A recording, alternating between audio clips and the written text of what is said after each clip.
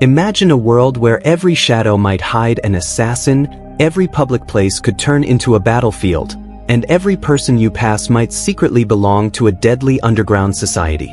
This is the brutal and stylish universe of the John Wick franchise. In this world, loyalty is everything, rules are sacred, and breaking those rules means death. The third installment, John Wick, Chapter 3, Parabellum, released in 2019, pushes this world to its absolute limit and shows what happens when the entire assassin underworld turns against one man. By the time this story begins, John Wick is already a legend. Played by Keanu Reeves, John is known throughout the criminal world as the Baba Yaga, a man so skilled and relentless that even the most dangerous killers fear him. But despite his reputation, John never wanted to return to this violent life.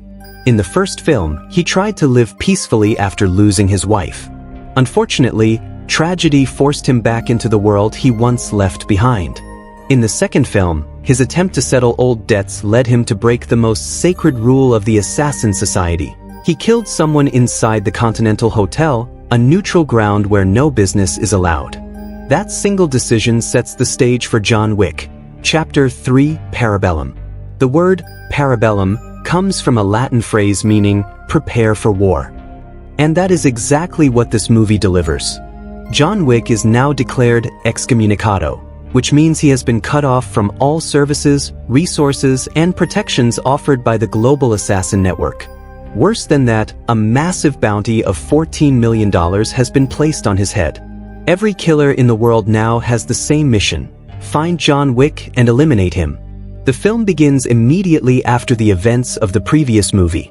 John has only 1 hour before the excommunicado status officially begins.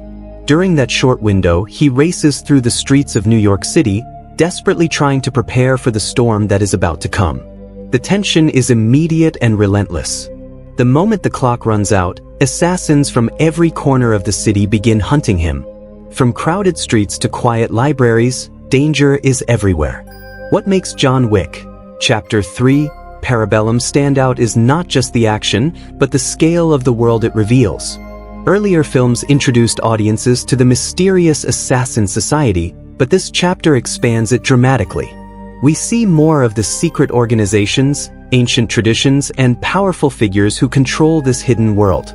The High Table, a council of crime lords that governs the entire network, begins to play a major role in the story. Their authority is absolute, and anyone who challenges them must face severe consequences. At the center of all this chaos is John Wick himself. Despite being hunted by hundreds of killers, he is not simply trying to survive. He is trying to find a way out. John wants freedom from the violent life that has trapped him for so long. However, escaping the High Table is not easy. Every ally he turns to risks punishment, and every decision he makes pushes him deeper into conflict. Another reason the movie captured so much attention is the unique style of action it delivers. The John Wick series is famous for its carefully choreographed combat scenes. Instead of relying heavily on fast editing or shaky camera movements, the fights are designed to be clear, intense, and incredibly detailed. The audience can see every move, every strike, and every tactical decision John makes as he fights his way through waves of enemies. But beyond the action, the film also explores themes of loyalty, survival, and the price of freedom. John Wick is not a typical hero. He is a man shaped by violence, bound by rules, and haunted by loss. As he moves through the story, he must decide how much he is willing to sacrifice in order to keep fighting. Every alliance comes with a cost, and every escape leads to another confrontation. John Wick, Chapter 3, Parabellum also introduces new characters who add fresh energy to the story. Some become unexpected allies, while others emerge as powerful enemies determined to enforce the High Table's will. These characters help expand the mythology of the series and show how vast and organized the assassin world truly is. Visually, the film is also striking. The movie moves across multiple locations, from the neon-lit streets of New York to more exotic environments that reveal different layers of the assassin network. Each setting adds a unique atmosphere, making the world feel both stylish and dangerous. At its core, This film is about a man who refuses to surrender, even when the entire world is against him. John Wick is outnumbered, outgunned, and constantly on the run. Yet his determination keeps him moving forward. Every fight becomes a battle not just for survival, but for the possibility of reclaiming control over his own life. In many ways, John Wick, Chapter 3, Parabellum represents the turning point of the franchise. It transforms the story from a personal revenge tale into a much larger conflict involving powerful organizations and global consequences. The stakes are higher, the enemies are stronger, and the path ahead becomes more uncertain than ever. John Wick, Chapter 3, Parabellum is a 2019 American action thriller film that continues the story of the legendary assassin John Wick. The movie is the third installment in the John Wick franchise, which began in 2014 and quickly became one of the most popular modern action series. Known for its intense combat scenes, stylish visuals, and unique world building, the franchise has developed a strong global fan base. This third chapter takes everything established in the previous films and expands it to a much larger scale. The film was directed by Chad Stahelski, who also directed the previous John Wick movies.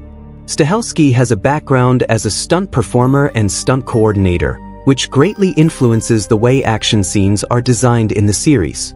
His experience allows the film to present combat sequences that feel realistic, fluid, and carefully choreographed. Instead of relying on heavy editing or digital tricks, the movie focuses on practical stunts and clear visual storytelling during its action scenes. The screenplay for John Wick, Chapter 3, Parabellum was written by Derek Kolstad, Shay Hatton, Chris Collins, and Mark Abrams. Derek Kolstad is the original creator of the John Wick character and the writer of the first film.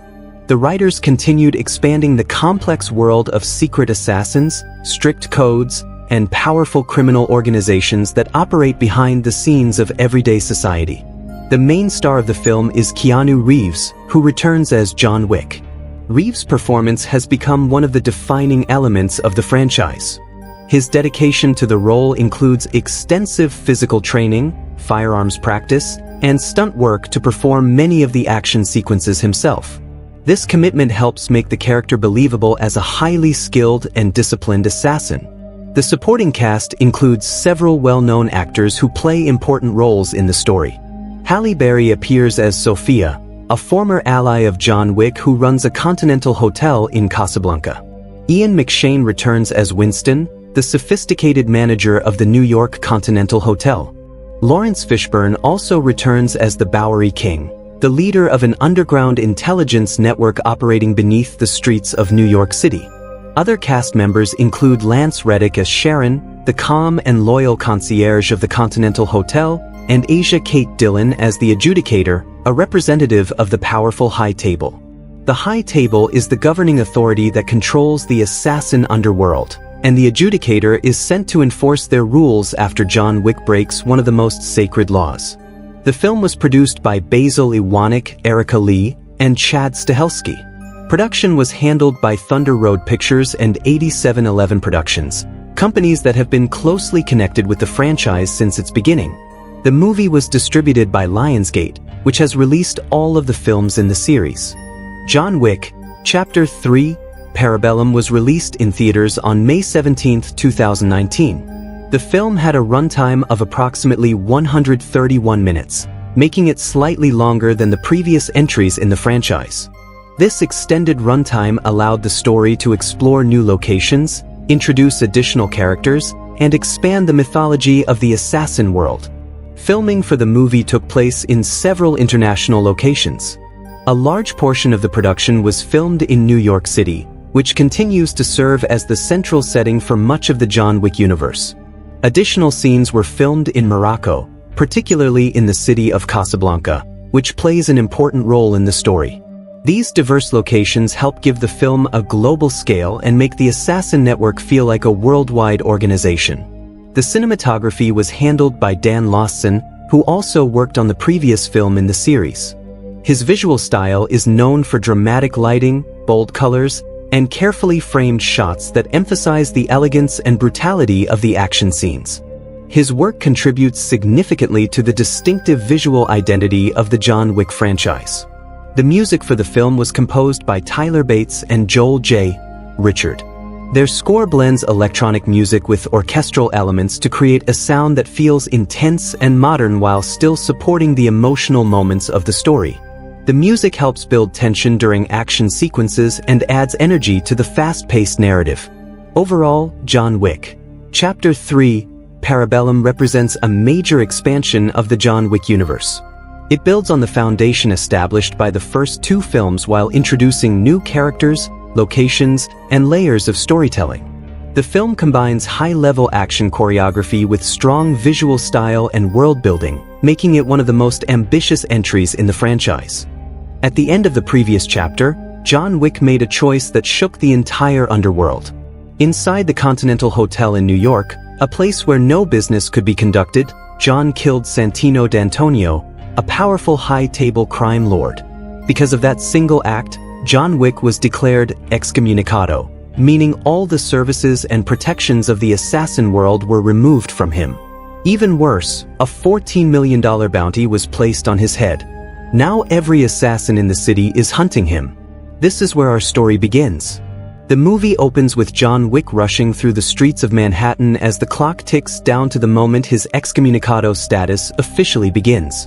He knows that once the timer reaches 0, every killer in the city will come after him. Injured and desperate, John tries to prepare himself as much as possible before the countdown ends. His first stop is the New York Public Library. Moving quickly through the quiet building, he searches for a hidden stash he left there earlier. Inside an old book, he finds two important items: a marker medallion and a rosary. These items represent old debts and connections from his past, and they may be his only chance to survive. However, before John can leave peacefully, another assassin named Ernest appears. Ernest has already come to collect the bounty on John's head. The two men begin a brutal fight inside the library. Bookshelves crash, furniture breaks, and the quiet building turns into a battlefield. John, already wounded and exhausted, struggles to defend himself. Ernest is strong and relentless, but John Wick is known as one of the most dangerous men alive. After an intense and painful fight, John finally manages to defeat Ernest in a brutal way, leaving him dead inside the library. The clock continues to tick, and John knows he doesn't have much time left. Severely injured from the fight, he rushes to an underground doctor who secretly treats members of the assassin community. The doctor begins removing the bullets from John's body and stitching his wounds. For a brief moment, it seems like John might be able to recover safely. But then the timer reaches 0. John Wick officially becomes excommunicado. The moment this happens, the doctor realizes that helping John is now considered a crime punishable by the High Table.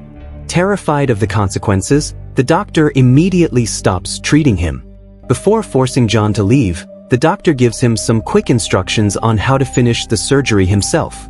With incredible determination, John painfully stitches his own wounds and finishes the treatment. Even though he is barely healed, he has no choice but to continue running. As John leaves the doctor's office, the entire assassin network in New York activates.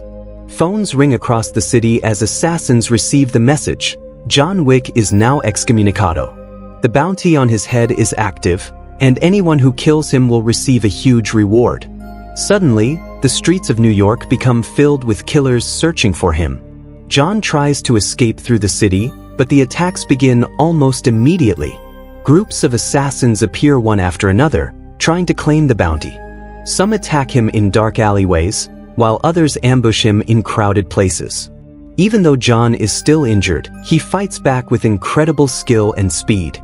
Using guns, knives, and even objects around him, he manages to defeat every attacker that comes his way. Each fight is fast, brutal, and desperate. Despite his abilities, John knows he cannot survive forever while the entire city is hunting him. He needs help from someone powerful enough to protect him. That is when he decides to visit an old connection from his past. Carrying the rosary he retrieved from the library, John makes his way to the headquarters of the Ruska Roma crime syndicate. The Ruska Roma is a powerful criminal organization that trained John when he was younger. It is led by a strict and mysterious woman known as the Director. When John arrives, he presents the rosary as proof that he once belonged to their family. This rosary symbolizes his past loyalty to the group and gives him the right to ask for assistance. The Director is not happy to see him. She knows that helping John could anger the High Table and bring severe punishment. However, because of the traditions and the bond they once shared, she cannot completely refuse him. John asks her for safe passage out of New York so he can travel to Casablanca. During their conversation, it is revealed that John Wick's real birth name is Jardani Jovanovic. Long ago, he was taken in and trained by the Ruska Roma before becoming the legendary assassin known as John Wick. The Director reluctantly agrees to help him escape, but she makes it clear that doing so will have consequences for her. Meanwhile, the High Table has already begun dealing with the people who helped John break their rules.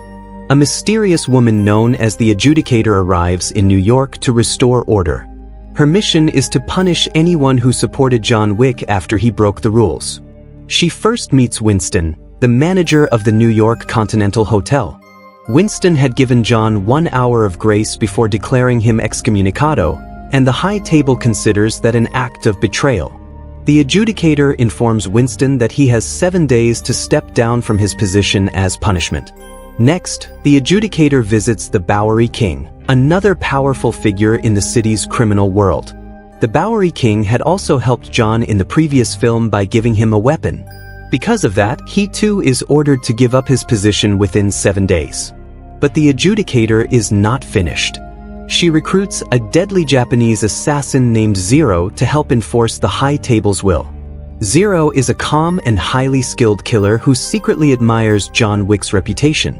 With his team of students, he begins carrying out the High Table's punishments.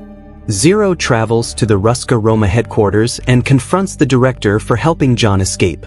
As punishment for her actions, he brutally stabs both of her hands, leaving her injured as a warning to others who might think about helping John Wick. While all of this is happening, John Wick successfully leaves New York and travels to Casablanca in Morocco. There, he seeks out another old ally named Sophia, who manages the Moroccan Continental Hotel. Sophia is someone John once helped in the past by protecting her daughter and hiding her safely away from the dangerous world of assassins. When John arrives and shows Sophia the marker medallion, she realizes she is bound by an old debt. According to the rules of the assassin world, she must now repay that favor. But Sophia has no idea that helping John Wick will soon drag her into one of the most dangerous missions of her life. In Casablanca, John Wick arrives at the Moroccan Continental Hotel, hoping to find someone who can help him reach the one person powerful enough to save his life. The manager of this Continental is Sophia, an old friend of John's. Years ago, John helped Sophia by rescuing her daughter and hiding her somewhere safe, far away from the dangerous world of assassins. Because of that act, Sophia owes John a debt.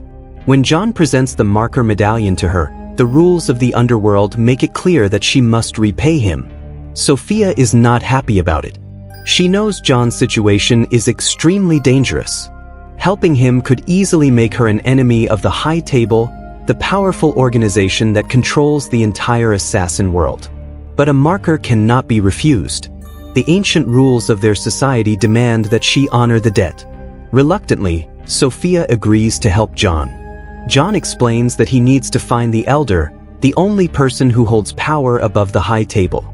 According to rumors, the Elder is the only one who can forgive John and remove his excommunicado status. Sophia tells him that finding the Elder is not easy, but she might know someone who can point them in the right direction. The person they need to meet is a man named Barada. Sophia prepares for the journey by bringing along 2 highly trained Belgian Malinois dogs. These dogs are not ordinary pets. They are deadly attack dogs trained to fight alongside her in battle. With John and Sophia ready, the two travel across Casablanca to meet Barada. When they finally reach him, Barada is surrounded by luxury and wealth, clearly enjoying the power he holds. John politely asks for information about the Elder. Barada listens carefully and then tells John that there is only one way to find the Elder. According to him, John must travel deep into the desert and continue walking until he can no longer walk anymore. Only then will the elder find him. However, Barada decides to test Sophia before giving them the information freely. He demands that Sophia give him one of her dogs as payment. Sophia refuses immediately. Her dogs are loyal companions, and she will not hand them over to anyone. Barada finds her refusal disrespectful and cruelly decides to make a point. Without warning, he pulls out a gun and shoots one of the dogs. Luckily, the dog is wearing a bulletproof vest, but Sophia becomes furious. She immediately pulls out her gun and prepares to kill Barada. John quickly steps in and stops her from executing him right there. But the situation has already escalated too far. Guards begin surrounding them, and within seconds, a massive gunfight breaks out. What follows is one of the most intense fights of the film. John and Sophia fight side by side against Barada's heavily armed guards. Sophia's dogs leap through the air, attacking enemies with incredible speed and precision. John uses his signature gun-fu combat style, moving quickly and eliminating enemies one after another. Together, they fight through hallways, rooms, and open spaces, leaving chaos behind them. Despite the overwhelming number of enemies, John and Sophia manage to defeat everyone standing in their way. With the guards eliminated, they escape from the building and drive away before more enemies can arrive. Eventually, Sophia takes John to the edge of the desert, where their paths must separate. Sophia reminds John that her debt is now fully repaid. She cannot go any further with him because helping him more would risk her own life and the safety of her daughter. John understands. With nothing but endless sand stretching in front of him, he begins his long journey into the desert. Meanwhile, back in New York, the High Table continues tightening its control over the city. The adjudicator returns to confront the Bowery King, who had helped John earlier. The Bowery King refuses to step down from his position, openly defying the High Table's authority. Because of his refusal, the adjudicator sends the deadly assassin Zero and his team to punish him. Zero's students attack the Bowery King's headquarters and brutally slaughter many of his loyal men. In the middle of the chaos, Zero himself confronts the Bowery King. As punishment for his disobedience, Zero slashes the Bowery King 7 times with a sword, leaving him severely injured but still alive. While these events unfold in New York, John continues wandering through the desert alone. The scorching sun, the endless sand, and the lack of water slowly weaken him. Step by step, he pushes forward, determined to survive long enough to reach the elder. Eventually, his strength gives out, and he collapses in the middle of the desert. Just when it seems like the journey has ended, a group of men arrives and carries John to a mysterious tent. Inside, John finally meets the elder, the powerful figure who stands above the High Table. The elder listens carefully as John explains why he has come. John tells the elder that he does not want to die. He wants to live so he can keep the memory of the love he shared with his late wife. His wife was the reason he once left the violent world of assassins behind, and her memory is the only thing still giving his life meaning. The elder considers John's words carefully. He explains that forgiveness is possible, but it will come with a heavy price. If John truly wants to live, he must prove his loyalty to the High Table. The elder gives him 2 conditions. First, John must spend the rest of his life serving the High Table without question. Second, he must kill Winston, the manager of the New York Continental, the man who gave him the 1-hour head start before declaring him excommunicado. To show his loyalty and acceptance of the deal, John must make a sacrifice. Without hesitation, John cuts off his own ring finger and gives his wedding ring to the elder as proof of his commitment. It is a painful moment, both physically and emotionally, because the ring represents the love he had with his wife. Now bound to the High Table once again, John prepares to return to New York. His mission is clear, but deep down, the conflict inside him has only grown stronger. The man who once tried to leave the assassin world behind is now being forced deeper into it than ever before. After accepting the elder's conditions, John Wick begins his journey back to New York. The sacrifice he made in the desert proves his loyalty to the High Table, but it also comes with a heavy emotional cost. By cutting off his ring finger and giving away his wedding ring, John symbolically gave up the last physical reminder of his late wife. Even though he agreed to the deal, it is clear that he is deeply conflicted about the path he has chosen. When John finally arrives in New York, the city is just as dangerous as when he left. The High Table is still watching closely, and many assassins are still eager to collect the bounty on his head. Almost immediately after returning, John is attacked again. This time, the attackers are members of Zero's group of skilled assassins. Zero's students confront John in a crowded train station. These assassins are highly trained fighters who specialize in swords and martial arts. Despite being tired and injured from everything he has gone through, John is forced to fight them. The battle quickly becomes intense as John defends himself against multiple attackers at once. Using a combination of precise gunshots, knives, and hand-to-hand combat, he manages to defeat the group and escape before more enemies arrive. John's destination is the Continental Hotel, the one place that still offers temporary safety under the old rules of the assassin world. Inside the Continental, violence is forbidden, which means assassins cannot kill each other within its walls. Winston, the hotel's manager, welcomes John back and allows him inside despite the enormous pressure from the High Table. Not long after John arrives, the adjudicator also comes to the Continental. She has been monitoring the situation carefully and knows that Winston has still refused to step down from his position as ordered. During their conversation, Winston again refuses to abandon his role as manager. His defiance openly challenges the authority of the High Table. At the same time, John faces another difficult choice. According to the deal he made with the Elder, he must kill Winston to prove his loyalty to the High Table.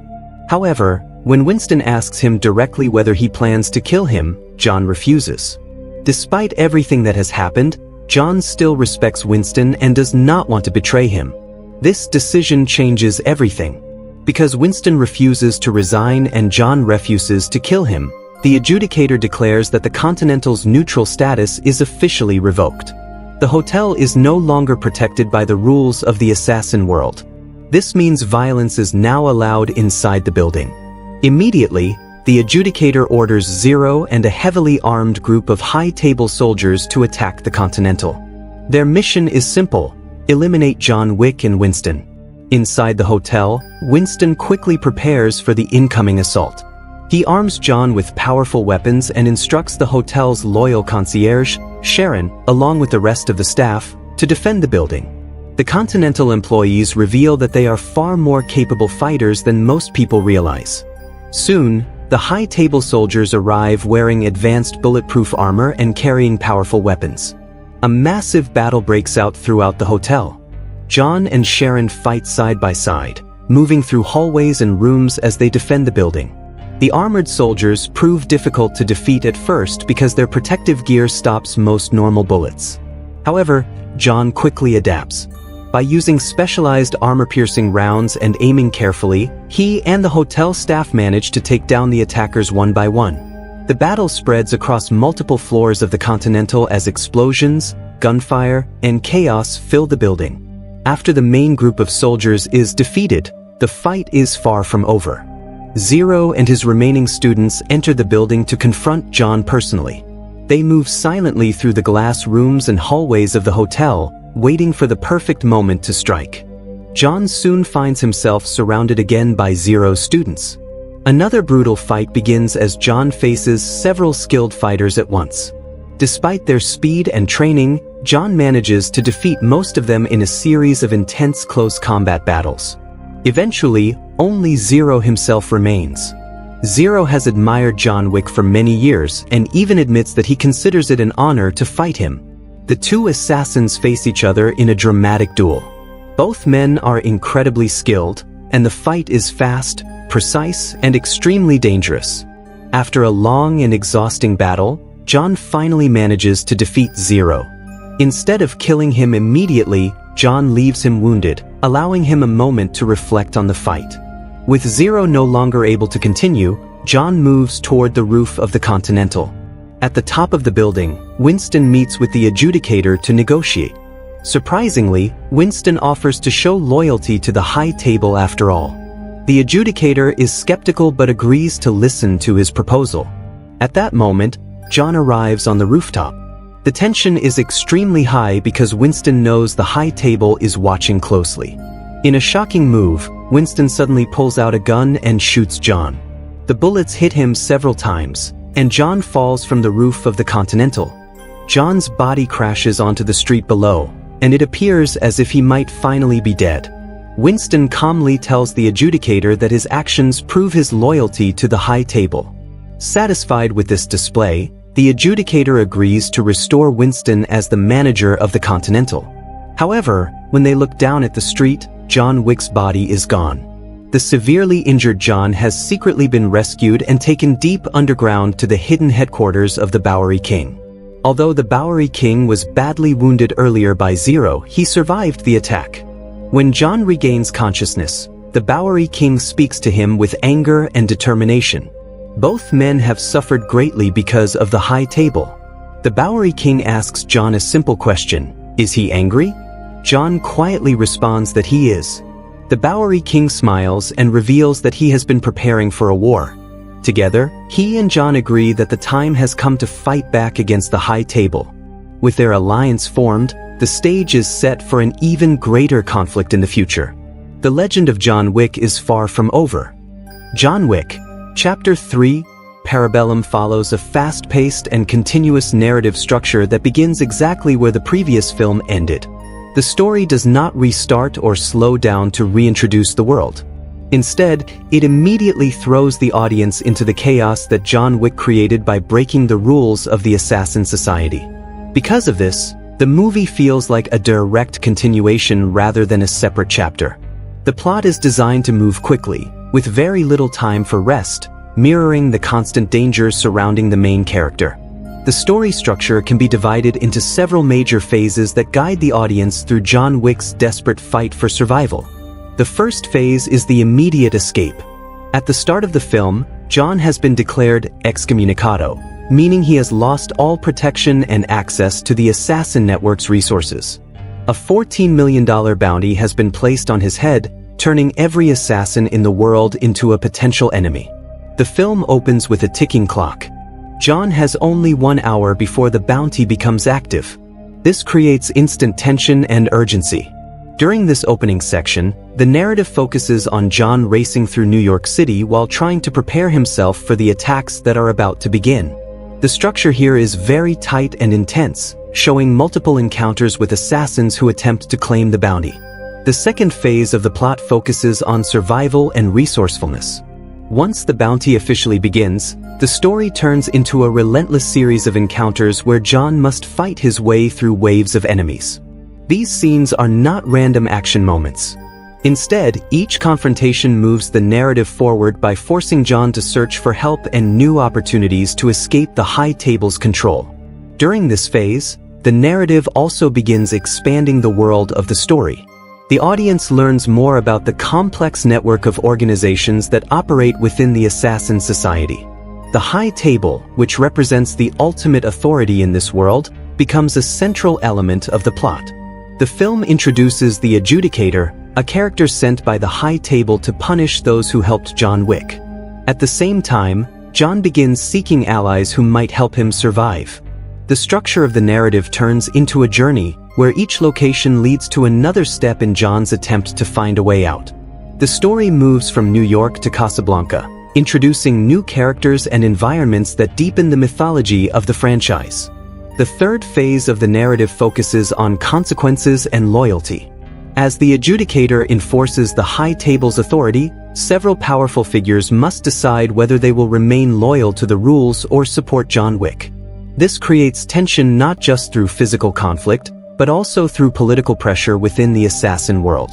The Bowery King and Winston become important figures during this part of the story. Their relationship with John adds emotional weight to the narrative. The structure here slows down slightly compared to the opening action sequences, allowing the audience to understand the stakes of defying the High Table. Another important element of the narrative flow is the balance between action and world building.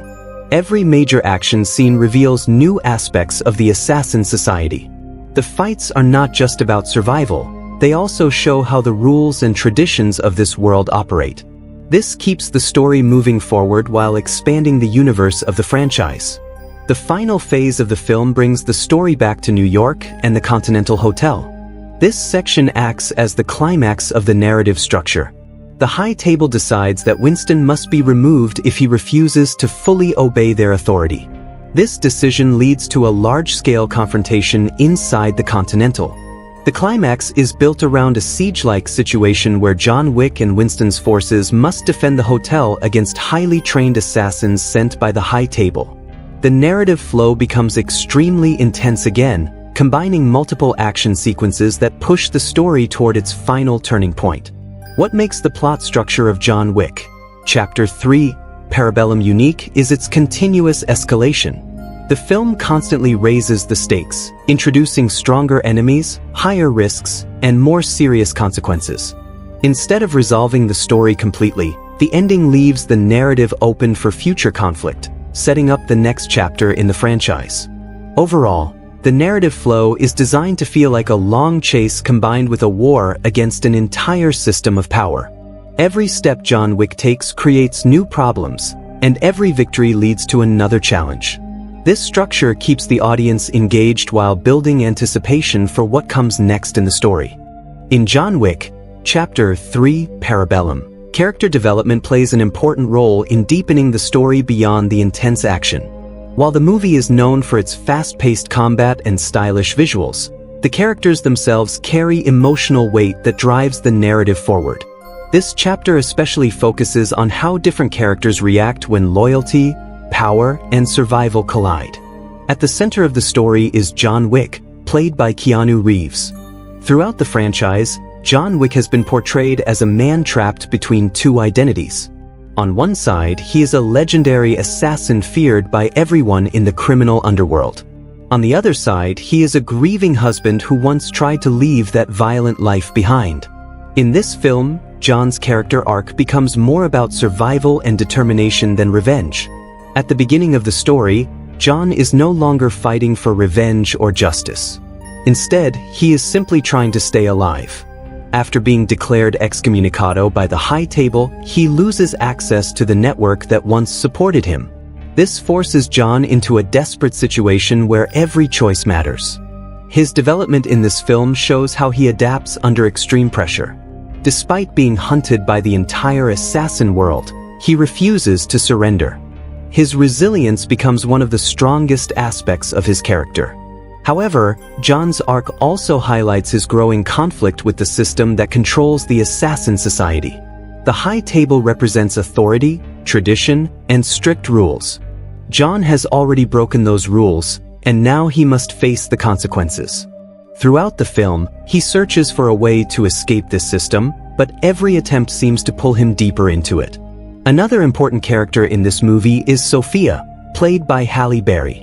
Sophia is introduced as an old ally of John Wick who now manages the Continental Hotel in Casablanca. Her character adds a new layer to the story because she also has a complicated history with John. Sophia is not simply a helper or side character. She is strong, independent, and extremely capable in combat. Sophia's arc reveals that even within this violent world, personal boundaries still exist.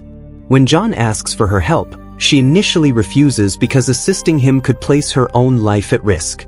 Eventually, she chooses to honor an old marker, which is a blood oath that cannot be ignored in the assassin world. Her decision demonstrates how powerful these traditions are. At the same time, Sophia shows that loyalty often comes with emotional cost. Winston, played by Ian McShane, is another key character whose development becomes more complex in this chapter. Winston is the manager of the New York Continental Hotel and a man known for his calm, controlled personality. In earlier films, Winston appears mostly as a neutral figure who simply enforces the rules of the assassin society. In Parabellum, however, Winston's character becomes more politically important. When the High Table sends the adjudicator to investigate those who helped John Wick, Winston is forced to make difficult decisions. His arc revolves around power and survival within the system. While he appears to support John in some moments, his true motivations remain unclear. The Bowery King, played by Lawrence Fishburne, also experiences development in this film.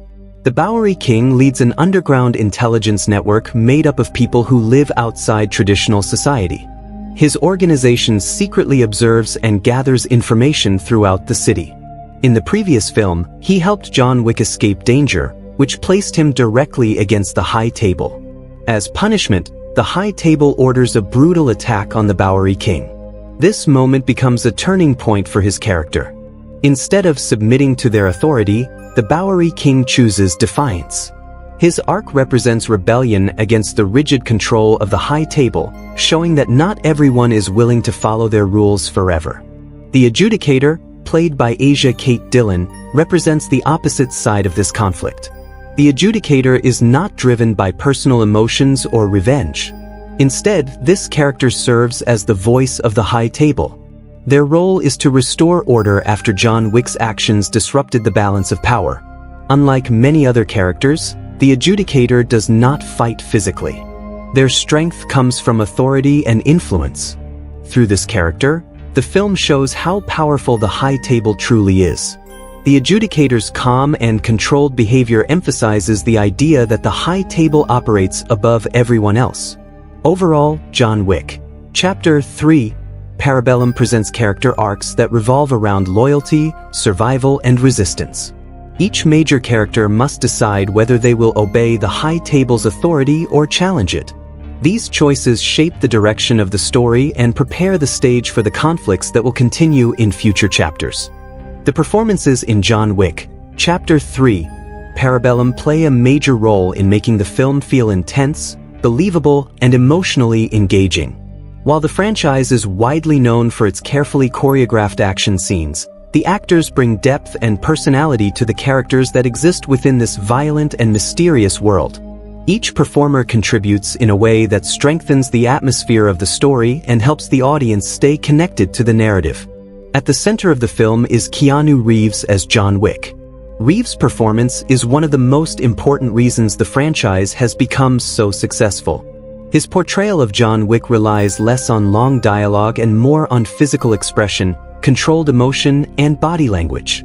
Throughout the film, Reeves communicates the character's exhaustion, determination, and quiet anger through subtle facial expressions and movements. One of the most impressive aspects of Reeves' performance is his physical commitment to the role. He performs many of his own stunts and action sequences, which makes the combat scenes feel more realistic. Instead of cutting quickly between shots, the film often uses longer takes that allow the audience to see Reeves performing complex choreography. This approach gives the action a grounded and believable quality that is rare in modern action movies. Reeves also brings a sense of calm focus to the character. Even when John Wick is surrounded by enemies or facing overwhelming danger, his behavior remains controlled and disciplined. This contrast between chaos and composure helps reinforce the idea that John Wick is not just another assassin, but someone who operates on a different level of skill and experience. Halle Berry delivers a strong performance as Sophia, a former ally of John Wick. Sophia is introduced as the manager of the Casablanca Continental Hotel and someone who shares a complicated history with John. Berry's performance combines toughness with emotional intensity. She presents Sophia as a character who is both powerful and cautious. Berry's physical performance is especially notable during the action sequences. Like Reeves, she trained extensively to perform her combat scenes convincingly. Her fight sequences alongside two highly trained attack dogs are some of the most memorable moments in the film. Berry handles these scenes with confidence, showing that Sophia is just as capable and dangerous as many of the assassins around her. Ian McShane returns as Winston, the elegant and mysterious manager of the New York Continental Hotel. McShane's performance stands out because of his calm authority and refined speaking style. Winston rarely raises his voice or shows strong emotion, yet his presence always feels powerful. McShane delivers his lines with a sense of control that reflects Winston's deep understanding of the assassin world. What makes McShane's performance particularly interesting is the ambiguity surrounding his character. Throughout the film, it is not always clear where Winston's true loyalties lie. McShane plays this uncertainty very effectively, allowing the audience to question whether Winston is truly helping John Wick or simply protecting his own position within the High Table system. Lawrence Fishburne also returns as the Bowery King, bringing a completely different energy to the film. The Bowery King is theatrical, unpredictable, and openly rebellious against the High Table. Fishburne's performance adds personality and charisma to the story. His delivery is more expressive and dramatic compared to the controlled performances of other characters. Fishburne's scenes often include powerful monologues that reveal the Bowery King's frustration with the system controlling the assassin world. Even though his screen time is limited, Fishburne leaves a strong impression and adds depth to the larger conflict between obedience and resistance. Asia Kate Dillon plays the adjudicator, the representative of the High Table sent to restore order after John Wick's actions disrupt the balance. Dillon's performance is calm, precise, and emotionally detached. Unlike other characters who display anger or passion, the adjudicator speaks with cold confidence. This performance style reinforces the idea that the High Table operates without emotion or sympathy. Dillon delivers dialogue in a controlled and deliberate manner, creating a character that feels both intimidating and mysterious. The adjudicator rarely raises their voice, yet their authority is clear in every scene. Lance Reddick also returns as Sharon, the loyal concierge of the Continental Hotel. Reddick's performance is subtle but important. Sharon is known for his professionalism, politeness, and quiet strength. Even though his role is not centered around major action scenes, Reddick brings dignity and reliability to the character. Overall, the acting in John Wick, Chapter 3, Parabellum successfully balances physical performance with character presence.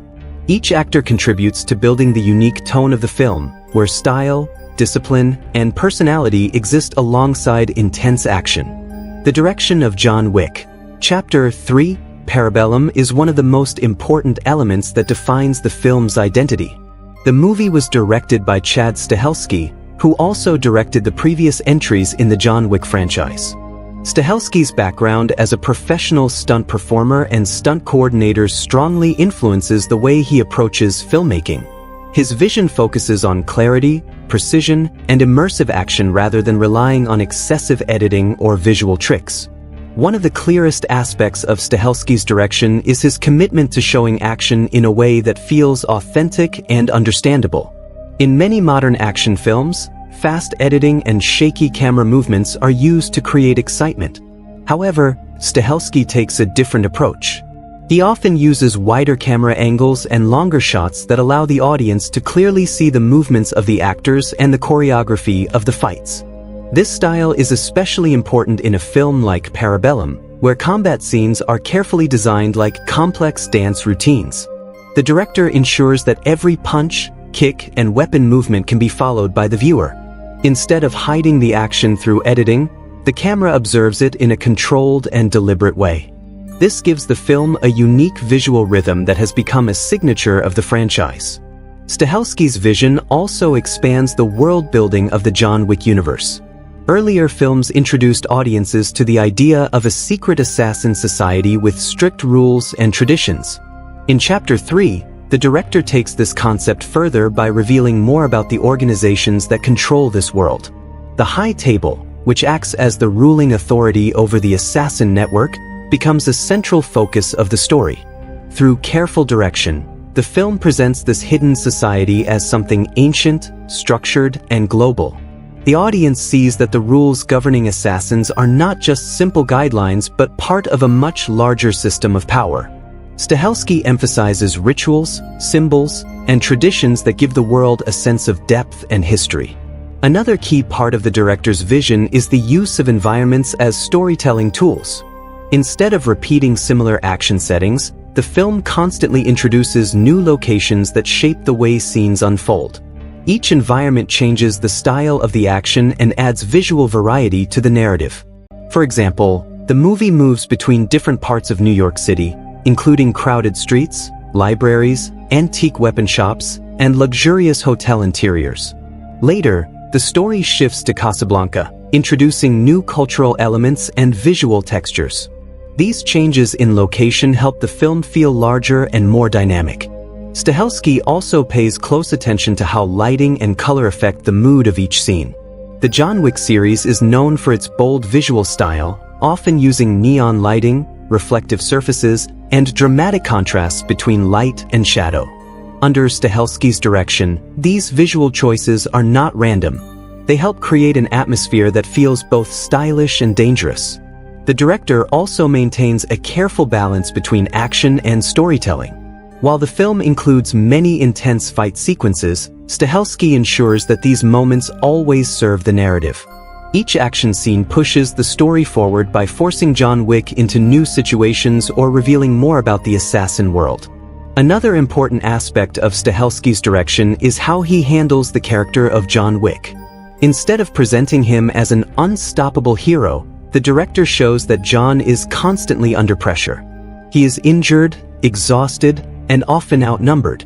By highlighting these struggles, the film keeps the audience emotionally connected to the character. Stahelski's vision also emphasizes discipline and professionalism within the assassin world. Characters often behave with formality and respect, even when they are enemies. This creates an unusual tone where violence exists alongside strict codes of conduct. The director carefully maintains this balance throughout the film. The pacing of the film is another result of Stahelski's direction. The story moves quickly, especially during the first half, reflecting John Wick's desperate attempt to escape his enemies.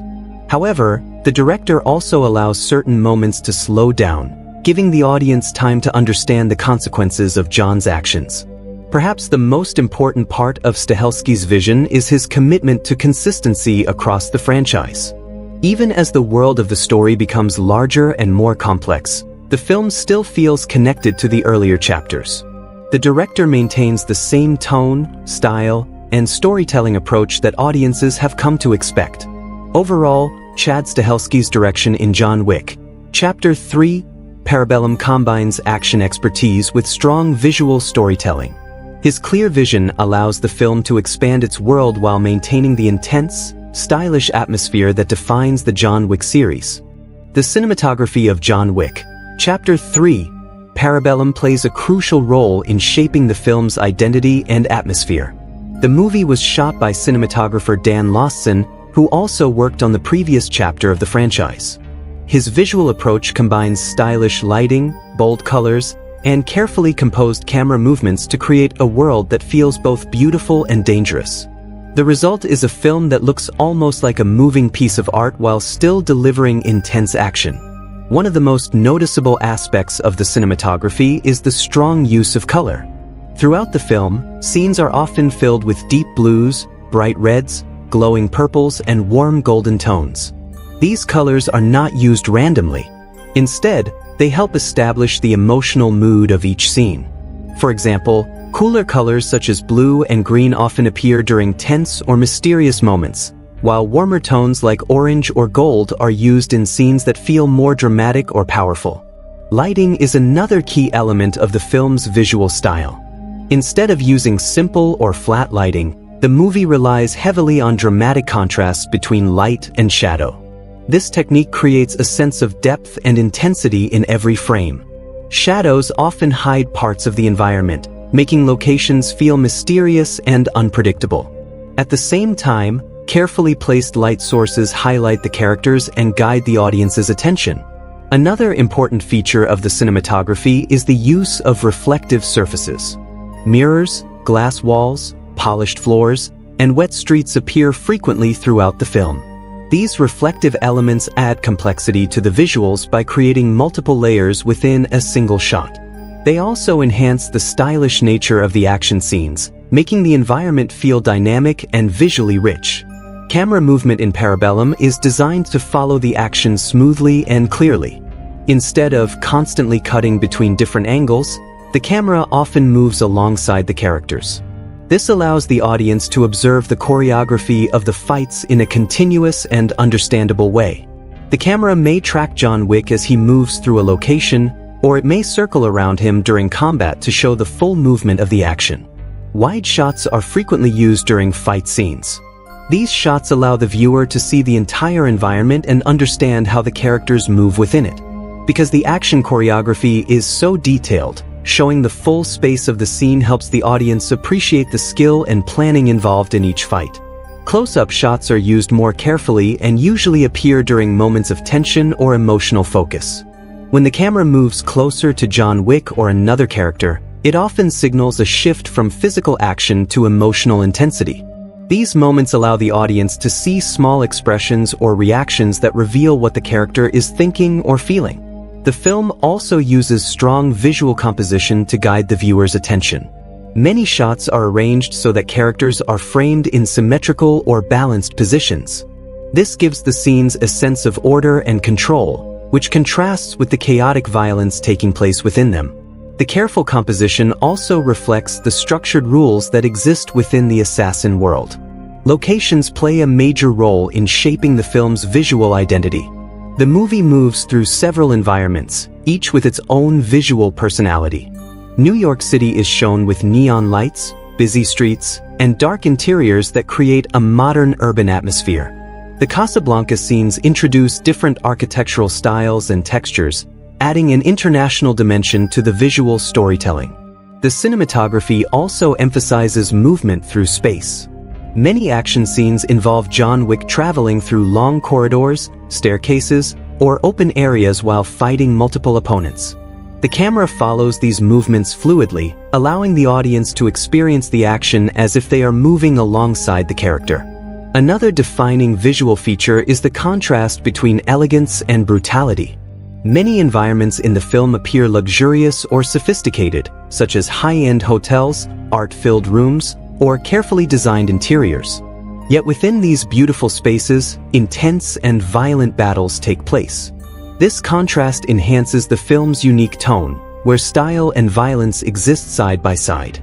Overall, the cinematography of John Wick, Chapter 3, Parabellum transforms the movie into a visually striking experience. Through color, lighting, camera movement, and composition, Dan Lawson creates a world that feels immersive and cinematic. Every frame is designed to support the action while also contributing to the stylish identity that defines the John Wick franchise. Editing and pacing play a crucial role in shaping the overall experience of John Wick, Chapter 3, Parabellum. In an action-heavy film like this, the way scenes are cut together and the rhythm of the story greatly affect how the audience feels the tension, excitement, and emotional impact. The editing of the film was handled by Evan Schiff, who worked closely with director Chad Stahelski to maintain the unique style that the John Wick franchise is known for. One of the most important goals of the editing in this film is clarity. Many modern action movies use extremely fast cuts that make it difficult for viewers to understand what is happening on screen. However, Parabellum follows a different approach. The editing allows action scenes to breathe by keeping shots longer and more continuous. This makes the choreography easier to follow and allows the audience to appreciate the skill behind each fight. Because the actors perform many of their own stunts, the editors do not need to hide movements through quick cuts. Instead, the editing works with the choreography rather than against it. When John Wick engages in combat, the sequence often unfolds through a series of connected movements that feel smooth and controlled. The editor carefully chooses when to cut and when to hold the shot, creating a rhythm that matches the flow of the action. The pacing of the film is intentionally intense from the very beginning. The story starts immediately after the events of the previous movie, which means there is almost no slow introduction. The opening scenes move quickly, showing John Wick racing through New York City as the countdown to his excommunicado status approaches 0. This fast start creates a sense of urgency that continues throughout much of the film. During the early sections, the editing keeps the momentum high by moving quickly from one confrontation to another. Assassins appear suddenly, and each encounter is handled with sharp timing.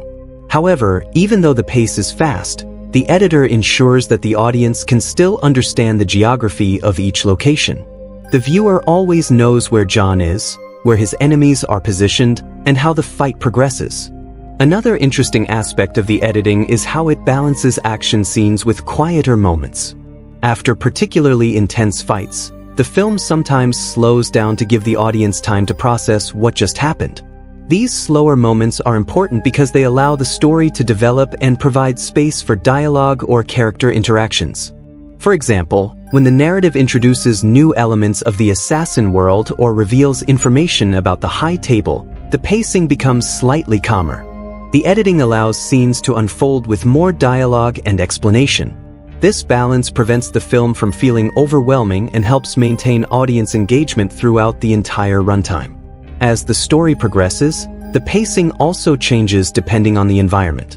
When the action takes place in tight or enclosed spaces, the editing often becomes slightly faster to reflect the intensity of close combat. In larger environments, such as open rooms or wide hallways, the editor allows longer shots so that the audience can see the full movement of the characters. The middle portion of the film introduces new locations and characters, which slightly shifts the pacing. Instead of constant action, the narrative takes time to explore different parts of the assassin world. These sequences are edited in a way that keeps the story moving while still giving viewers the opportunity to absorb the expanding mythology of the franchise. The final section of the film returns to a much more intense pace as the conflict reaches its climax. During the large-scale confrontation at the Continental Hotel, the editing becomes more dynamic again. Multiple fights occur in different areas of the building, and the editor carefully transitions between them without losing the sense of continuity. Despite the complexity of these sequences, the editing ensures that the audience never feels lost. Each cut supports the action rather than distracting from it. The timing of each moment helps maintain tension while also allowing the choreography and performances to remain the focus. Overall, the editing and pacing of John Wick, Chapter 3, Parabellum demonstrate a strong understanding of action storytelling. By combining clear visual continuity with carefully controlled rhythm, the film creates an experience that feels both intense and visually satisfying. The result is a movie that keeps viewers engaged from start to finish while maintaining the stylish identity that defines the John Wick franchise. Sound design, music, and score play a powerful role in shaping the atmosphere of John Wick, Chapter 3, Parabellum. While the film is visually striking and filled with intense action, the audio elements are just as important in creating tension, emotion, and excitement. Every gunshot, footstep, and musical cue is carefully crafted to support the story and enhance the audience's experience. The musical score for the film was composed by Tyler Bates and Joel J. Richard. Both composers had already worked on previous John Wick films, which helped them maintain a consistent musical identity for the franchise. Their approach blends electronic music with orchestral sounds, creating a style that feels modern, intense, and energetic. This combination reflects the unique world of John Wick, where traditional codes of honor exist alongside a fast-moving contemporary setting. One of the most noticeable features of the score is its driving rhythm. Many of the action scenes are supported by strong electronic beats that increase the sense of urgency and movement. These beats often build gradually as the tension rises, helping the audience feel the pressure surrounding John Wick's situation. As fights become more intense, the music grows louder and faster, matching the pace of the combat on screen. At the same time, the composers understand when to hold back. Not every moment in the film is filled with loud music. In some scenes, the score becomes minimal or disappears completely. This allows the natural sounds of the environment and the sound effects of the action to take center stage. These quieter moments can actually increase tension because the audience becomes more aware of every movement and detail. Sound design is another essential element that makes the film feel immersive. The sound team carefully constructs every effect to make the action believable and impactful. Gunshots, for example, are designed with strong, sharp audio that emphasizes the power of each weapon. Instead of sounding repetitive or artificial, the gunfire has a distinct and realistic presence. The same attention to detail applies to hand-to-hand combat. Punches, kicks, and body impacts are supported by carefully layered sound effects that give weight to every strike. These sounds help communicate the physical intensity of the fights. When John Wick throws an opponent across a room or slams someone into a surface, the sound design ensures that the audience feels the force of that moment. Another interesting aspect of the film's sound design is the way it uses silence. Silence is often used right before or after major moments of action. For example, just before a fight begins, the background noise may suddenly drop, creating a brief pause that builds anticipation. When the action explodes, the sudden return of sound makes the moment feel even more powerful. Environmental sounds also play an important role in shaping the atmosphere of each location. In New York City scenes, the sound design includes distant traffic, city noise, and the echo of footsteps in large buildings. These subtle background sounds help create a sense of place and make the world feel realistic. When the story moves to different locations, the audio environment changes as well. The sound team adjusts the background textures to match the setting, allowing each place to have its own unique sonic identity. This attention to detail helps reinforce the global scale of the assassin world. The score also supports the emotional tone of the story. Although the film focuses heavily on action, there are moments where the music highlights John Wick's isolation and exhaustion. Softer musical themes occasionally appear during these scenes, reminding the audience that beneath the violence is a man who has lost nearly everything. Another important feature of the soundtrack is how it blends seamlessly with the rhythm of the editing. Because the film's action scenes are carefully choreographed, the music often feels synchronized with the movement of the characters. This creates a smooth connection between what the audience sees and what they hear. The composers also use recurring musical motifs that help represent the identity of the character and the world he lives in. These themes appear in different variations throughout the film, giving the soundtrack a sense of continuity and structure. Overall, the sound design, music, and score of John Wick, Chapter 3, Parabellum work together to create a powerful sensory experience. The combination of intense music, realistic sound effects, and carefully placed silence helps bring the action to life. Every audio element supports the storytelling, ensuring that the audience not only sees the world of John Wick but truly feels it. Production design is one of the key elements that helps make John Wick, Chapter 3, Parabellum feel like a fully realized world. While the action and characters drive the story, the environments around them help shape the atmosphere and tone of the film. The production design team carefully builds locations that feel stylish, dangerous, and mysterious at the same time. Every set and location supports the idea that a hidden society of assassins exists within the normal world.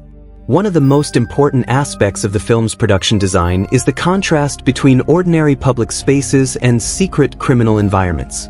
Many scenes take place in locations that appear normal at first glance, such as libraries, city streets, or train stations. However, these places quickly reveal themselves as battlegrounds for skilled assassins. This contrast helps reinforce the idea that the assassin world operates quietly within everyday society. New York City continues to serve as the central location for much of the story. The production design team uses the city's architecture and atmosphere to create a modern yet slightly mysterious environment. Dark alleyways, elegant hotel interiors, and busy streets become part of the visual storytelling. Each setting feels realistic, yet it also carries a stylized quality that matches the tone of the John Wick universe. The Continental Hotel remains one of the most important locations in the franchise. This hotel acts as a neutral ground where assassins can gather without violence. The design of the Continental reflects sophistication and strict order. The interior features polished floors, rich colors, and carefully arranged furniture that give the space an elegant and controlled appearance. This environment reflects the rules and traditions that govern the assassin society. Another memorable environment in the film is the antique weapons shop. This location stands out because it blends historical style with intense action. The shop is filled with glass displays, wooden shelves, and antique firearms. The design of the space allows the action to unfold creatively, with characters using the environment itself during combat. The careful arrangement of objects within the shop adds both visual interest and storytelling possibilities.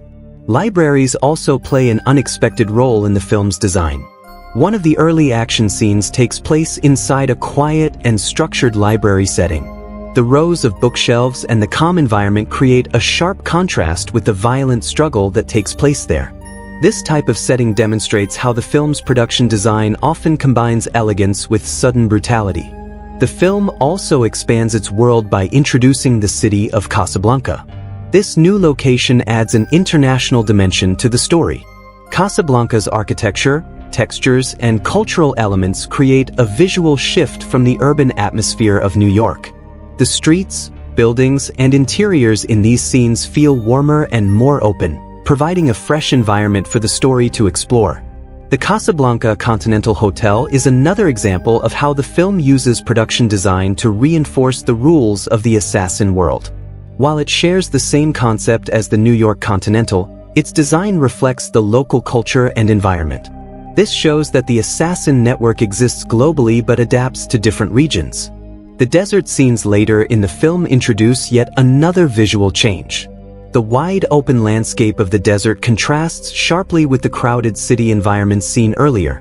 The emptiness of the desert represents isolation and danger, emphasizing the difficult journey John Wick must take as he seeks answers and survival. Set design within each location is carefully planned to support the film's action choreography. Large open spaces, staircases, hallways, and glass walls are often included in the environments.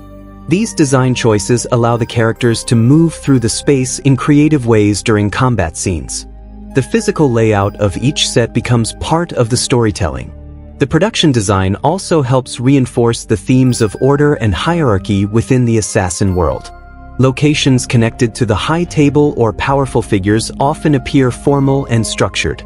Clean lines, symmetrical layouts, and luxurious materials suggest control and authority. In contrast, locations connected to underground networks, such as the Bowery King's territory, appear rougher and more chaotic. These areas feel hidden and unconventional, reflecting the rebellious nature of those who operate outside the high table's control.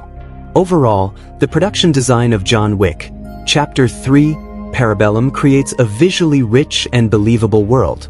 Through carefully designed sets, diverse locations, and detailed environments, the film builds a universe where style and danger exist side by side. Every location not only looks visually impressive but also helps support the story and the unique atmosphere of the John Wick franchise. John Wick, Chapter 3, Parabellum is widely praised for its strong use of practical effects combined with carefully controlled visual effects. Unlike many modern action movies that rely heavily on computer-generated imagery, this film focuses primarily on real stunts, real choreography, and physical effects created during filming. This approach helps make the action feel grounded, believable, and immersive for the audience. One of the defining philosophies behind the John Wick franchise is realism in action. Director Chad Stahelski and his team strongly prefer practical stunt work whenever possible. Because of Stahelski's background as a stunt coordinator, he understands how to design complex sequences that actors and stunt performers can execute safely while still looking extremely intense on screen. Practical effects are used extensively during the fight scenes.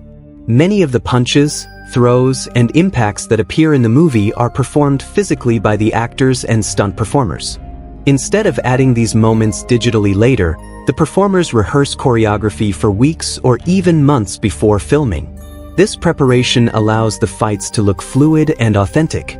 Keanu Reeves plays a major role in making these practical effects work. Reeves trained extensively in martial arts, weapons handling, and tactical movement for the film. Because he performs many of the physical movements himself, the camera can stay closer to the action without needing to hide stunt doubles through editing. This commitment greatly enhances the realism of the scenes. Gunplay is another area where practical effects are important. The film uses specially modified prop weapons that create realistic recoil and movement when fired. Visual effects are later used to enhance muzzle flashes, bullet impacts, and sparks, but the physical motion of the weapon remains authentic. This combination of practical and digital techniques helps create gunfight scenes that feel powerful and believable. Another major component of practical effects in the film is stunt choreography. The fight sequences are carefully designed with the help of professional stunt teams who specialize in martial arts and tactical combat. These performers work closely with the actors to create movements that look natural and precise. The choreography often involves complex sequences where multiple opponents attack John Wick at the same time. One memorable element of the film's practical effects is the use of trained animals during action scenes.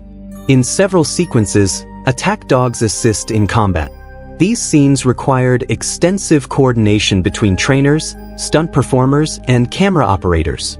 The dogs were trained to perform specific movements safely, allowing them to interact with actors during intense moments. Although practical effects are heavily emphasized, visual effects still play an important supporting role. Digital techniques are often used to enhance environments, remove safety equipment, and add elements that would be impossible to create physically during filming. For example, visual effects teams may remove wires used for stunt safety or digitally add environmental details to improve the realism of a location. Visual effects are also used to extend certain sets or environments. In some scenes, the physical set built for filming may only represent part of the location. Digital artists then expand the background or add architectural details to make the world appear larger and more complex. Glass-breaking sequences are another example where practical and digital effects work together. In some scenes, real breakaway glass is used to create authentic reactions when characters crash into surfaces. Later, visual effects artists enhance the moment by adding extra shards or adjusting the timing of the break to make the scene more dramatic. Lighting effects are sometimes enhanced digitally as well. When gunfire or explosions occur, visual effects teams may adjust the lighting to match the intensity of the moment. These adjustments help ensure that the action looks consistent and visually impressive. Another important use of visual effects involves crowd and environment control. When filming in busy urban locations, it is not always possible to control every background detail. Visual effects teams can remove unwanted elements, adjust the background, or even add digital extras when needed. What makes the film's effects particularly successful is the careful balance between practical work and digital enhancement. The filmmakers never allow visual effects to dominate the scene. Instead, digital tools are used to support the physical action that takes place during filming. This balance helps maintain the grounded tone of the movie. The audience feels like the events on screen are happening in real spaces with real people rather than inside a completely digital environment. Overall, the combination of practical effects, stunt choreography, and subtle visual effects gives John Wick, Chapter 3, Parabellum its distinctive action style. By focusing on real performances and carefully supporting them with digital technology, the film delivers action sequences that feel intense, stylish, and believable. The dialogue and screenplay of John Wick, Chapter 3, Parabellum play an important role in shaping the tone and identity of the film. While the movie is famous for its action, the writing style is intentionally minimal and precise. The screenplay focuses on clear communication, sharp exchanges, and meaningful lines that reveal the rules and philosophy of the assassin world. Instead of long speeches or complicated conversations, the dialogue is often short, direct, and purposeful. The screenplay was written by Derek Kolstad, Shay Hatton, Chris Collins, and Mark Abrams. Derek Kolstad created the original concept of John Wick, and his writing style continues to influence the series. The writers maintain the same storytelling approach established in the earlier films while expanding the world and its complex hierarchy. One of the defining characteristics of the dialogue in the John Wick franchise is restraint. Characters rarely speak more than necessary. This choice helps maintain the mysterious tone of the story. In many scenes, silence and body language communicate just as much as spoken words. When characters do speak, their lines often carry weight and meaning. John Wick himself is a perfect example of this style. Keanu Reeves' character speaks very little compared to most action heroes. His dialogue is often limited to short responses or simple statements. This minimal dialogue reinforces John's personality as a focused and disciplined individual. He does not waste words because his actions already communicate his intentions.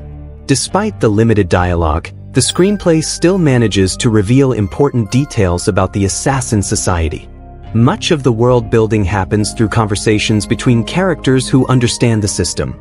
For example, discussions about the High Table, the rules of the Continental, and the concept of excommunicado help the audience learn how this secret society operates. Another interesting aspect of the screenplay is the formal tone used by many characters. Even though they belong to a violent criminal world, they often speak with politeness and respect. Characters address each other with calm voices and structured language, even when discussing deadly consequences. This creates a unique contrast between civilized speech and brutal actions. Winston, the manager of the New York Continental Hotel, is one of the best examples of this formal dialogue style. His lines are often delivered with elegance and careful wording. Through his dialogue, the audience understands that the assassin world follows a strict code of conduct. Winston's calm conversations help maintain the sense that this society values order and tradition. The Bowery King, played by Lawrence Fishburne, brings a different style of dialogue to the screenplay. His lines are more expressive and dramatic compared to the controlled language used by characters like Winston. The Bowery King often speaks with energy and sarcasm, showing his rebellious personality. His dialogue reflects his frustration with the authority of the High Table. The adjudicator, representing the High Table, uses another distinct style of dialogue. Their speech is calm, precise, and authoritative. The adjudicator rarely shows emotion, and their lines are delivered in a way that emphasizes control and power. Through this character's dialogue, the screenplay highlights how serious the consequences are for anyone who breaks the rules of the assassin society. Another strength of the screenplay is how it connects dialogue to the themes of loyalty and consequence. Many conversations revolve around choices and obligations. Characters frequently remind each other about debts, markers, and rules that must be respected. These ideas help build the mythology of the John Wick universe and show that personal freedom often comes with a heavy price. The screenplay also balances dialogue with action storytelling. Instead of explaining everything through conversation, the writers allow many details to be revealed through events. For example, the audience understands the danger of the High Table not just through dialogue, but through the punishments carried out by its representatives. Humor also appears occasionally in the dialogue, although it is subtle. Small lines delivered during tense situations add brief moments of relief without breaking the serious tone of the film. These moments help humanize the characters and make them feel more realistic. Overall, the dialogue and screenplay of John Wick, Chapter 3, Parabellum focus on efficiency, atmosphere, and world building. By using minimal but meaningful dialogue, the writers allow the action and visual storytelling to remain the primary focus. At the same time, the conversations between characters reveal the traditions, power structures, and moral codes that define the assassin world. John Wick, Chapter 3, Parabellum is primarily an action thriller, but the film blends several genres together to create a unique cinematic experience. While intense combat remains the central focus, the movie also incorporates elements of crime drama, neo-noir style, and even small touches of dark humor. The way these genres are combined helps the film maintain excitement while also giving the story depth and personality. The foundation of the film is clearly the action genre. Nearly every major sequence is built around physical conflict, whether it involves gunfights, martial arts, or tactical combat. What makes the action in this movie different from many others is its emphasis on choreography and realism. Instead of chaotic fighting, the action feels structured and carefully designed. Each movement appears calculated, reflecting the professionalism of the assassin characters. Another important part of the genre execution is the thriller element. From the very beginning, the story is driven by tension and urgency. John Wick is hunted by assassins from around the world after being declared excommunicado. This situation creates constant suspense because danger can appear at any moment. Even when John is simply walking through a crowded street, the audience understands that anyone around him could be an enemy. The film also carries strong elements of crime drama. The secret society of assassins operates with its own rules, traditions, and hierarchy. Organizations such as the High Table control the underworld, and characters must obey their authority or face severe consequences. This structure makes the story feel larger than a simple action adventure. It becomes a drama about power, loyalty, and survival within a criminal system. Another genre influence visible in the film is neo-noir. Neo-noir films often focus on dark themes, morally complex characters, and stylized visuals. Parabellum reflects many of these qualities. The lighting is dramatic, with strong contrasts between shadows and neon colors. The world itself feels mysterious and slightly surreal, as if the assassin society exists just beneath the surface of ordinary life. John Wick himself fits the archetype of a neo-noir protagonist. He is not a traditional hero. Instead, he is a skilled killer with a tragic past and a complicated moral code. He does not fight for justice in the usual sense. Instead, he struggles to survive while navigating a system that refuses to release him. This moral ambiguity adds emotional depth to the film. Despite its dark tone, the movie occasionally includes moments of subtle humor. These moments are not meant to turn the film into a comedy, but they help balance the intense atmosphere. The humor usually appears in short lines of dialogue or unexpected reactions during action scenes. These brief moments allow the audience to relax before the tension quickly returns. Tone shifts are handled carefully throughout the movie. The opening scenes are extremely intense, immediately throwing the audience into John Wick's desperate escape. The fast pacing and constant danger create a sense of urgency that keeps viewers engaged from the start. As the story progresses, the tone shifts slightly to allow for world building. When John travels to new locations or meets new characters, the pace slows enough to introduce these elements. During these scenes, the film focuses more on dialogue and atmosphere rather than constant combat. This shift helps expand the mythology of the assassin world. However, these calmer moments never last very long.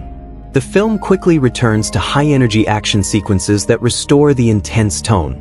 This pattern continues throughout the movie, creating a rhythm where quiet tension leads into explosive action. The climax of the film introduces another tone shift by combining large-scale combat with emotional conflict. The battle at the Continental Hotel is not just about fighting enemies. It also represents a deeper struggle involving loyalty, authority, and survival. The tone becomes both dramatic and suspenseful as the characters face difficult decisions. Even the ending carries a unique tonal balance.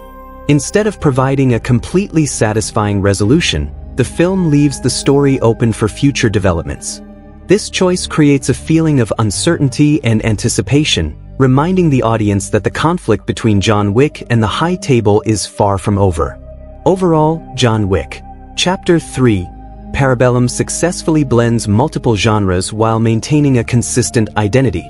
The action thrills the audience, the crime drama expands the world, and the neo-noir style adds atmosphere and depth. Through careful tone shifts, the film keeps viewers emotionally engaged while delivering the intense experience that defines the John Wick franchise. John Wick, Chapter 3, Parabellum is widely known for its action and stylized combat, but beneath the intense fight sequences, the film explores several important themes. These themes give emotional weight to the story and help the audience understand the deeper meaning behind the character's journey. The movie focuses on ideas such as survival, loyalty, consequences, freedom, and the struggle against powerful systems. One of the strongest themes in the film is survival. From the very beginning, John Wick is placed in a situation where he must fight simply to stay alive. After being declared excommunicado, every assassin in the world becomes his enemy. A massive bounty on his head turns survival into a constant challenge. The film shows how difficult it becomes when a person is cut off from every source of support and protection. John Wick's determination to survive drives the entire story forward. Despite being injured, exhausted, and surrounded by enemies, he continues moving forward. This theme highlights the strength of human will. John refuses to give up, even when the odds are overwhelmingly against him. His persistence becomes a symbol of resilience in the face of impossible pressure. Another major theme in the film is loyalty. In the assassin world, loyalty is closely connected to rules, traditions, and personal bonds. Characters are constantly forced to choose whether they will follow the authority of the High Table or remain loyal to personal relationships. These decisions shape the direction of the story and reveal the moral struggles faced by many characters.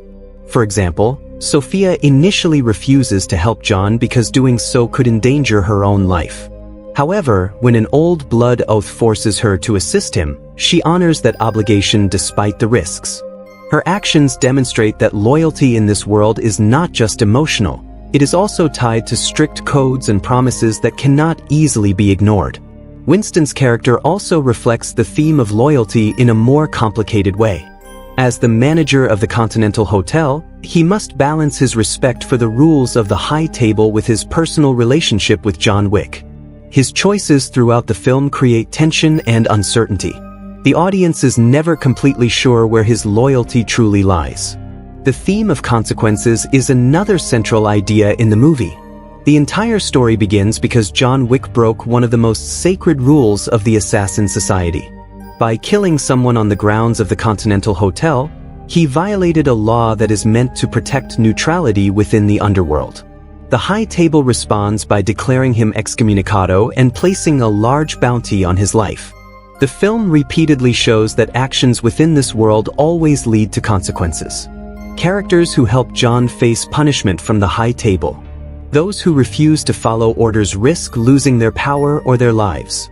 This theme emphasizes that the Assassin Society operates under a strict system where no action goes unnoticed. Freedom is another important theme explored throughout the story. John Wick's ultimate goal is not simply survival. What he truly wants is freedom from the violent life that has trapped him. Throughout the film, he searches for a way to escape the control of the High Table and reclaim his independence. However, the film also suggests that freedom may come at a high cost. Every time John moves closer to escape, he is forced to make new compromises or sacrifices. This struggle raises the question of whether true freedom is even possible in a world controlled by powerful organizations. The theme of power and control is closely connected to this idea. The High Table represents a system that maintains order through fear and authority. Their influence reaches every corner of the assassin world. Through characters like the Adjudicator, the film shows how this system punishes anyone who challenges its rules. At the same time, the movie introduces characters who resist this control.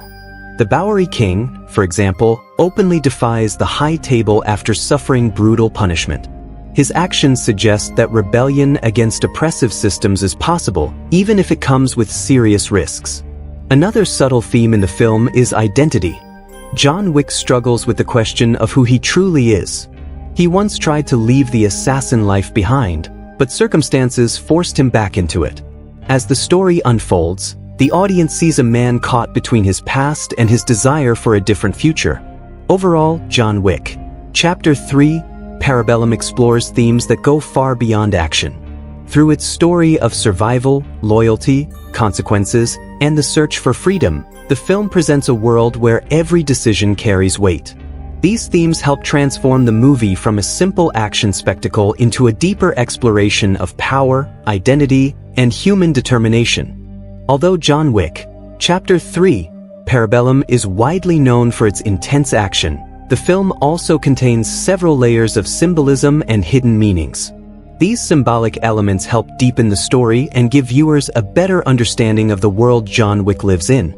Many of these ideas are presented through locations, objects, traditions, and character choices that reflect larger themes about power, loyalty, and identity. One of the most important symbolic ideas in the film is the concept of rules and order.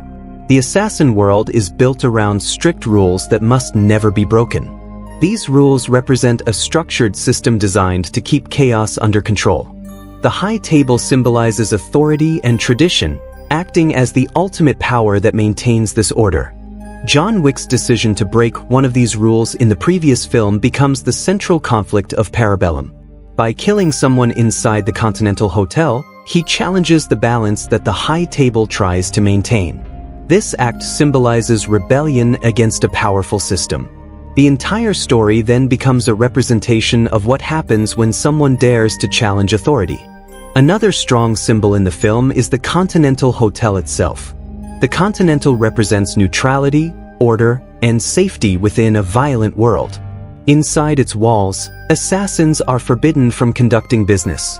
This rule creates a temporary peace where enemies can exist in the same space without conflict.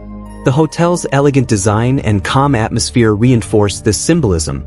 It stands as a rare place of stability in a world filled with danger. When the High Table eventually threatens the continental status, it symbolizes the collapse of that safe space and the spread of chaos. The marker, also known as the Blood Oath Medallion, is another important symbol in the John Wick universe. Although it appears briefly in earlier films, the concept continues to influence the events of Parabellum. The marker represents obligation and unbreakable promises. When someone holds a marker, the person who gave it must fulfill the request tied to that oath. This object symbolizes the idea that choices in the assassin world are never completely free. Characters are constantly bound by past decisions, debts, and promises. The marker shows how personal freedom is limited by the responsibilities people create for themselves. The desert journey in the film also carries symbolic meaning. When John travels through the desert searching for the Elder, the leader connected to the High Table, the environment reflects isolation and transformation. Deserts are often used in storytelling as symbols of spiritual testing or self-discovery.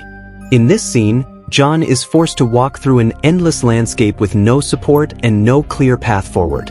This moment symbolizes how far he is willing to go in order to survive and possibly earn a chance at redemption. The harsh desert environment represents the emotional and physical struggles he must endure. Another interesting symbolic element is the repeated use of mirrors and reflections throughout the John Wick franchise. Reflective surfaces appear in many environments, especially during action scenes. These reflections can symbolize dual identity or internal conflict. John Wick himself represents this idea. He is both a feared assassin and a man who once tried to live peacefully. The reflections seen throughout the film visually remind the audience of this dual nature. They suggest that John is constantly facing different versions of himself and struggling to decide which one will define his future. The attack dogs used during Sophia's action scenes also carry symbolic meaning. Dogs in the John Wick series often represent loyalty and protection. In the first film, the death of John's dog triggered the entire chain of events that brought him back into the assassin world. In Parabellum, Sophia's trained dogs symbolize partnership and trust. Unlike many characters in the assassin world who betray or manipulate each other, the dogs show pure loyalty and cooperation. Their presence contrasts with the complex and often unreliable relationships between humans. Clothing and appearance also hold symbolic value in the film. Many characters wear formal suits even while engaging in deadly combat. This visual choice symbolizes the professional code followed by assassins. Violence in this world is not chaotic or random. It is treated as a structured profession with its own etiquette and discipline. Finally, the High Table itself symbolizes absolute power and control. The organization exists above every individual assassin and dictates the rules that govern the entire system. Its influence shows how powerful institutions can shape the lives of individuals who exist within them. Overall, the symbolism and hidden meanings in John Wick, Chapter 3, Parabellum enrich the story beyond its action sequences. Through objects, locations, and visual details, the film explores deeper ideas about authority, identity, and the consequences of challenging powerful systems. At first glance, John Wick, Chapter 3, Parabellum appears to be purely an action-driven film focused on combat, survival, and revenge. However, beneath the fast-paced action and stylish fight scenes, the movie quietly reflects several social and cultural ideas. While the film does not directly present political speeches or clear social arguments, its world and characters represent deeper commentary about systems of power, loyalty, authority, and the struggle of individuals within structured societies. One of the strongest ideas reflected in the film is the concept of powerful institutions controlling individuals. The High Table represents a governing authority that stands above everyone else in the assassin world. This organization makes decisions that affect thousands of people, yet its members remain mostly unseen and distant. Their orders are delivered through representatives like the adjudicator, who enforces rules without personal emotion. This structure can be seen as a reflection of how large institutions or systems operate in real life. Governments, corporations, or powerful organizations often function through strict hierarchies where decisions made at the top influence the lives of those below. In the film, even the most powerful assassins must obey the High Table's authority. Anyone who challenges that authority faces severe punishment. Another important theme connected to social commentary is the idea of rules and consequences. The assassin society is governed by strict laws that everyone must follow. These rules are not optional. Once someone breaks them, the punishment is immediate and unavoidable. When John Wick kills a man inside the Continental Hotel, he violates one of the most sacred laws of the assassin world. The consequences of that action show how rigid systems maintain control. The High Table does not show sympathy or understanding. Instead, they respond with an organized effort to eliminate the person who broke the rule. This can symbolize how systems of authority often prioritize order and discipline above personal circumstances. The film also explores the idea of loyalty versus survival, which reflects human behavior within hierarchical systems. Several characters are forced to decide whether they will follow orders or protect their personal relationships. For example, Winston must balance his loyalty to John Wick with his responsibility to obey the High Table. His choices show the tension between personal values and institutional power. This struggle mirrors real-world situations where individuals must choose between supporting a system that gives them security or standing up for personal beliefs and relationships. The film does not present easy answers, but it shows how difficult these decisions can be. Another cultural element within the film is the portrayal of a global network of secret societies. The assassin world stretches across different countries and cultures, yet it operates under a shared set of traditions and codes. This idea reflects the concept of international systems where people from different backgrounds follow the same rules. The presence of continental hotels in multiple countries symbolizes this global structure. No matter where assassins travel, they can rely on the same network and the same code of conduct. This represents how cultural differences can exist within larger systems that maintain consistent rules and standards. The movie also highlights the idea of professional identity. In the assassin world, killing is treated as a profession rather than chaotic violence. Characters wear formal clothing, speak politely, and follow strict procedures.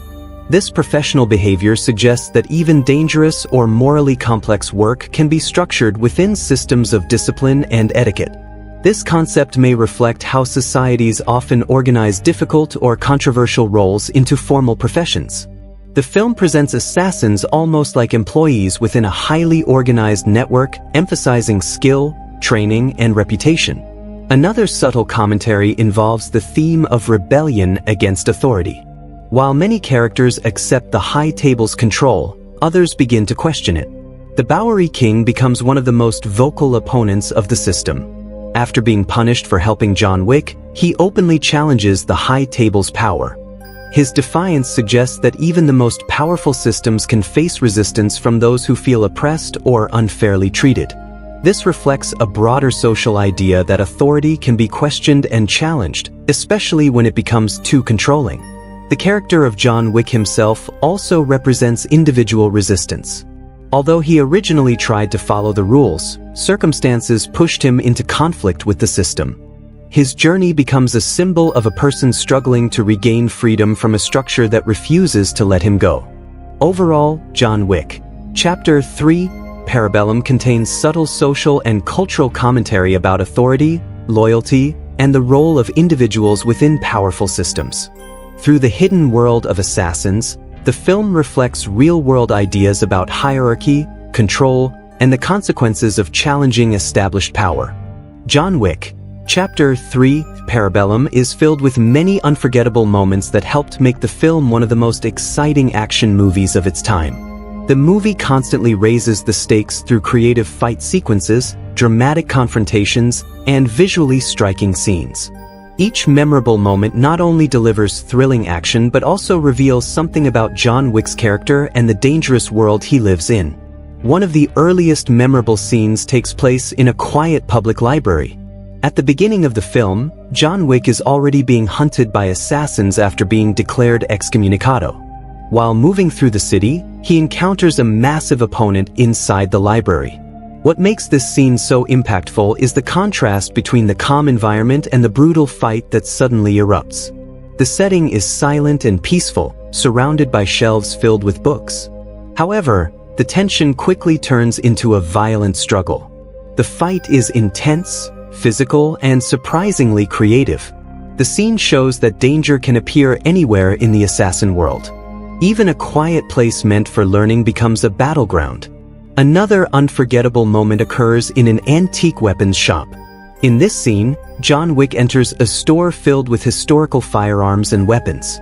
Instead of immediately using guns, both John and his enemies struggle to assemble antique weapons while fighting each other. The suspense comes from the race to prepare a working weapon while avoiding attacks. This scene stands out because of its clever choreography and dark humor. The characters scramble to load weapons while throwing punches and dodging attacks. The combination of tension and creativity makes the sequence both exciting and unique. One of the most visually impressive scenes happens during the knife fight in the glass room. The room is filled with display cases containing knives and sharp weapons. As the fight begins, the glass cases shatter and knives are thrown in every direction. The choreography in this scene is extremely detailed and fast-paced. The environment plays a major role in the action. Every broken glass case introduces more weapons into the fight. The sound of shattering glass and metal impacts adds to the intensity. This moment demonstrates the film's ability to turn ordinary environments into dynamic action stages. Another memorable sequence takes place in Casablanca, where John seeks help from Sophia, played by Halle Berry. When enemies attack them, Sophia joins John in a massive action sequence involving trained attack dogs. This scene stands out because it combines human combat with animal coordination. The dogs play an active role in the fight, assisting Sophia and John against multiple attackers. The choreography is carefully designed to show teamwork between the characters and the animals. The result is an action scene that feels fresh and different from typical fight sequences. The desert journey is another powerful moment in the film. After traveling across dangerous territory, John walks alone through a vast desert landscape in search of the Elder, a figure connected to the High Table. The emptiness of the desert creates a dramatic contrast with the crowded action scenes earlier in the movie. This moment is important because it shows John's determination and desperation. He is willing to push himself to the edge of survival in order to find a chance at freedom. The wide desert environment symbolizes how isolated and vulnerable he has become. Another standout moment occurs during the motorcycle sword fight on a busy highway. In this fast-moving sequence, assassins chase John while riding motorcycles. Instead of using guns alone, they attack with swords while racing at high speed. The combination of vehicles, weapons, and rapid movement creates an intense and dangerous situation. The scene demonstrates the film's creativity in designing action sequences that feel unpredictable and thrilling. The film's final act delivers one of the most memorable moments with the siege of the Continental Hotel. The High Table sends heavily armed assassins to take control of the hotel after Winston refuses to step down as its manager. This leads to a large-scale battle inside the building. John Wick teams up with the hotel's staff to defend the location. The fight scenes move through different areas of the hotel, including hallways, rooms, and glass-filled environments. Each section introduces new challenges and opponents. The action during this sequence is relentless and highly choreographed. The defenders must adapt their tactics as stronger enemies continue to arrive. The siege represents a turning point in the conflict between John Wick and the powerful forces controlling the assassin world. Finally, one of the most shocking moments occurs during the ending confrontation between John and Winston. After everything they have fought through, Winston appears to make a decision that changes the course of the story. This moment leaves the audience questioning loyalty and trust. Overall, John Wick, Chapter 3, Parabellum contains many unforgettable scenes that combine action, creativity, and emotional tension. Each memorable moment pushes the story forward while showcasing the film's unique style and world-building. John Wick, Chapter 3, Parabellum stands out in the modern action genre, but it also shares connections with several other films and styles that came before it. Understanding these comparisons helps viewers see why the movie feels both familiar and unique at the same time. The film builds on traditions from classic action cinema while also improving and modernizing many of those ideas. One of the most obvious comparisons is with the earlier John Wick films. The first movie introduced audiences to the character and the secret world of assassins operating under strict rules. That film focused heavily on personal revenge after the death of John Wick's dog. The story was simple but emotionally powerful, and the action choreography immediately gained attention for its realism and clarity.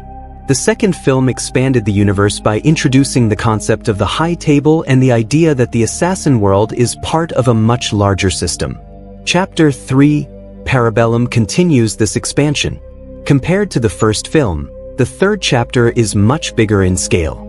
The story moves across multiple locations, introduces new characters, and reveals more about how the global assassin network operates. Director Chad Stahelski's style is consistent across all three films. His background in stunt work allows him to focus on carefully designed action sequences. Instead of relying on rapid editing, he prefers wide shots and longer takes so the audience can clearly see the choreography. This style has become one of the defining characteristics of the John Wick franchise. Another important comparison can be made with classic martial arts and action films, especially those from Hong Kong cinema. Movies starring actors like Bruce Lee or Jackie Chan often used long takes and carefully planned choreography. In those films, the audience could clearly follow the movement of the fighters and appreciate their skill.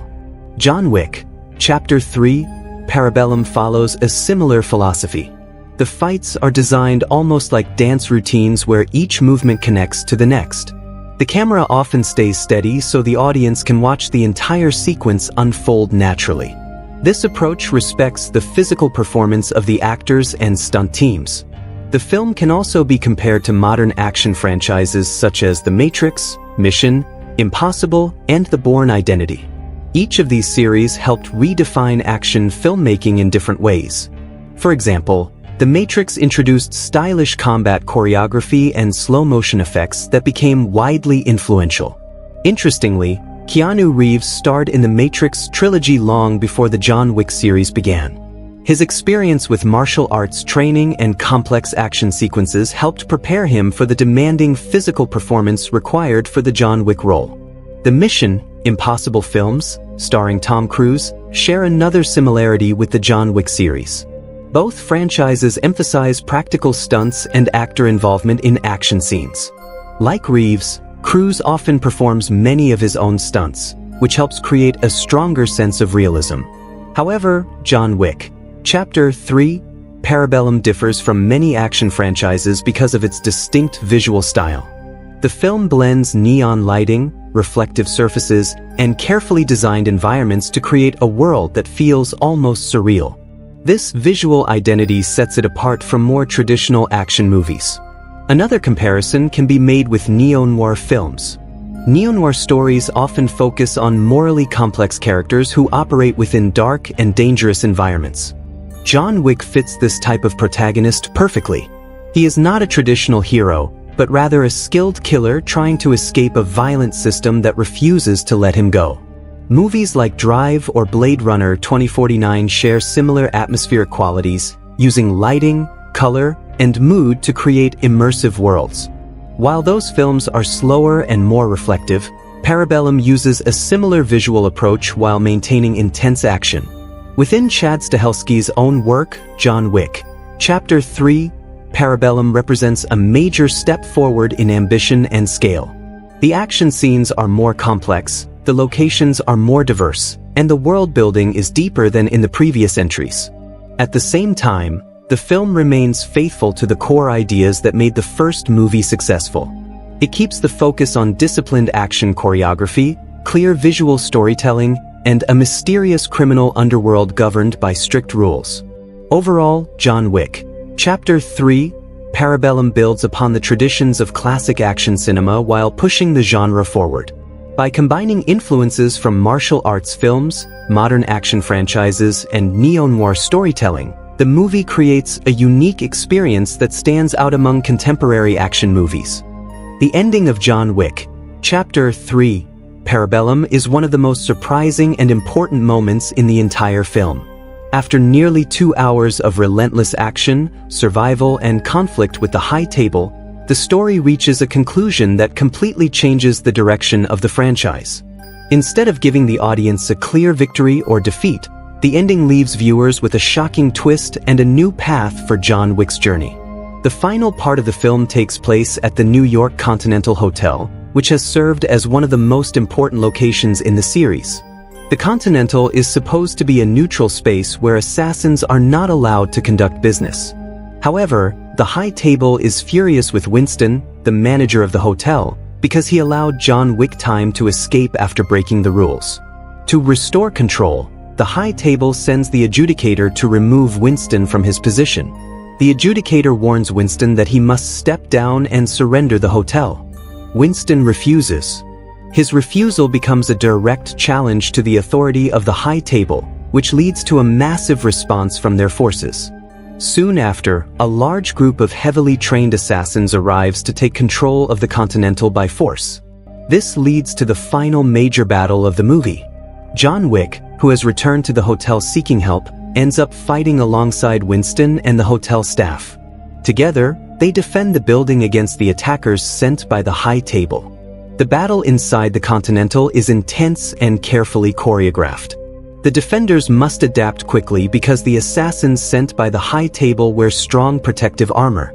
This forces John Wick and his allies to change their tactics in order to survive. After a long and exhausting fight, John manages to defeat several of the most dangerous opponents. Eventually, the remaining enemies are defeated, and the hotel appears to be secure again. However, the High Table's representative, the adjudicator, is still waiting for Winston to submit to their authority. At this moment, Winston makes a decision that shocks both the characters and the audience. Winston claims that he is willing to remain loyal to the High Table after all. To prove this loyalty, he does something unexpected. Standing on the rooftop of the Continental with John Wick, Winston suddenly pulls out a gun and shoots John several times. John falls from the rooftop and crashes down to the street below. This moment is extremely surprising because Winston had seemed to support John throughout much of the story. The audience is left wondering whether Winston truly betrayed him or whether there is another reason behind his actions. After John falls, the High Table's forces appear satisfied with Winston's demonstration of loyalty. The adjudicator accepts that Winston has proven his obedience to the High Table and the Continental's neutral status is restored. From the perspective of the High Table, the situation has been resolved. However, the story is not over. When the adjudicator's team searches the area where John fell, they discover that his body has disappeared. John Wick survived the fall and has been taken away by allies connected to the Bowery King. This reveal shows that Winston's actions may not have been a true betrayal. In the final scene, John meets the Bowery King in an underground location. Both men have suffered greatly because of the High Table's actions. The Bowery King asks John a simple but powerful question: whether he is angry about everything that has happened. John's response is clear. He confirms that he is angry and ready to continue fighting. This ending suggests that Winston's decision to shoot John may have been part of a larger strategy. By appearing to obey the High Table, Winston protects the Continental from being destroyed. At the same time, John survives and now has a new reason to challenge the High Table. The final interpretation of the ending is that the conflict between John Wick and the High Table is only beginning. Instead of ending the story, the events of Parabellum create the foundation for a much larger war. John Wick is no longer just a man trying to survive. By the end of the film, he becomes a symbol of resistance against the powerful system that controls the assassin world. His alliance with the Bowery King hints that a rebellion against the High Table may soon begin. The ending leaves the audience with a powerful sense of anticipation. The fight is not over. In fact, it has only just begun. John Wick, Chapter 3, Parabellum was not only a major step forward for the story of the franchise, but it was also a significant success from a business and industry perspective. The film proved that the John Wick series had grown from a modest action movie into one of the most respected modern action franchises in Hollywood. Its financial performance, critical reception, and audience response all played an important role in strengthening the future of the series. The production budget for John Wick, Chapter 3, Parabellum was estimated to be around $75 million. Compared to many large Hollywood blockbusters, this budget was relatively moderate.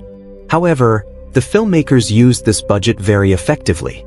Instead of spending most of the money on large-scale digital effects, the production focused on practical stunts, detailed choreography, and visually impressive locations.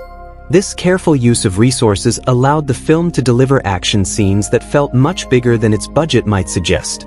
Director Chad Stahelski and his team prioritized stunt training, realistic fight choreography, and strong visual design. As a result, the movie looked polished and high quality while maintaining the grounded style that fans of the franchise appreciate. When the film was released in theaters on May 17, 2019, it quickly attracted a large audience. The movie opened with a strong performance during its first weekend.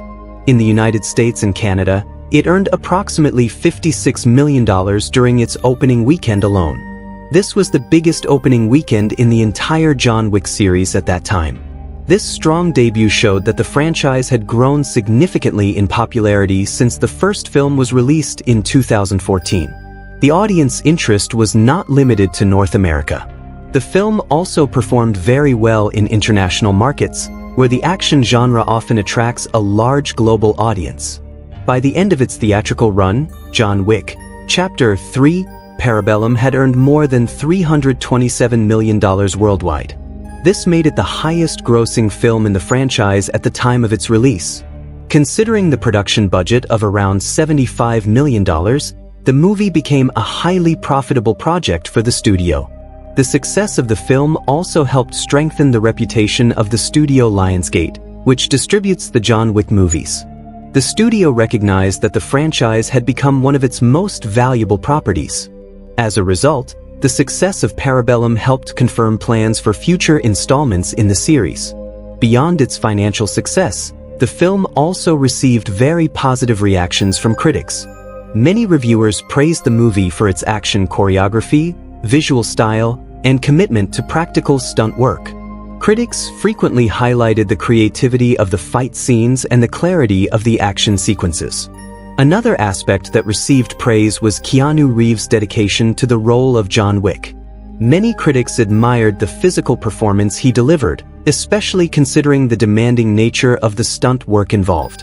His ability to perform complex action sequences added authenticity to the film and helped distinguish it from other action movies. The film's direction by Chad Stahelski also received strong recognition. Critics noted that Stahelski continued to refine the visual and action style established in the earlier films.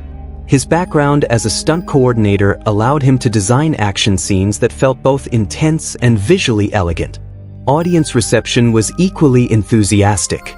Fans of the franchise appreciated how the film expanded the world of the Assassin Society while still delivering the fast-paced action they expected. Many viewers also enjoyed the introduction of new characters, including Sophia and the Adjudicator, who added fresh elements to the story.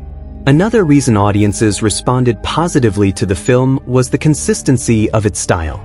The movie stayed true to the tone and identity established in the earlier chapters. At the same time, it introduced new locations, more complex action sequences, and deeper world building.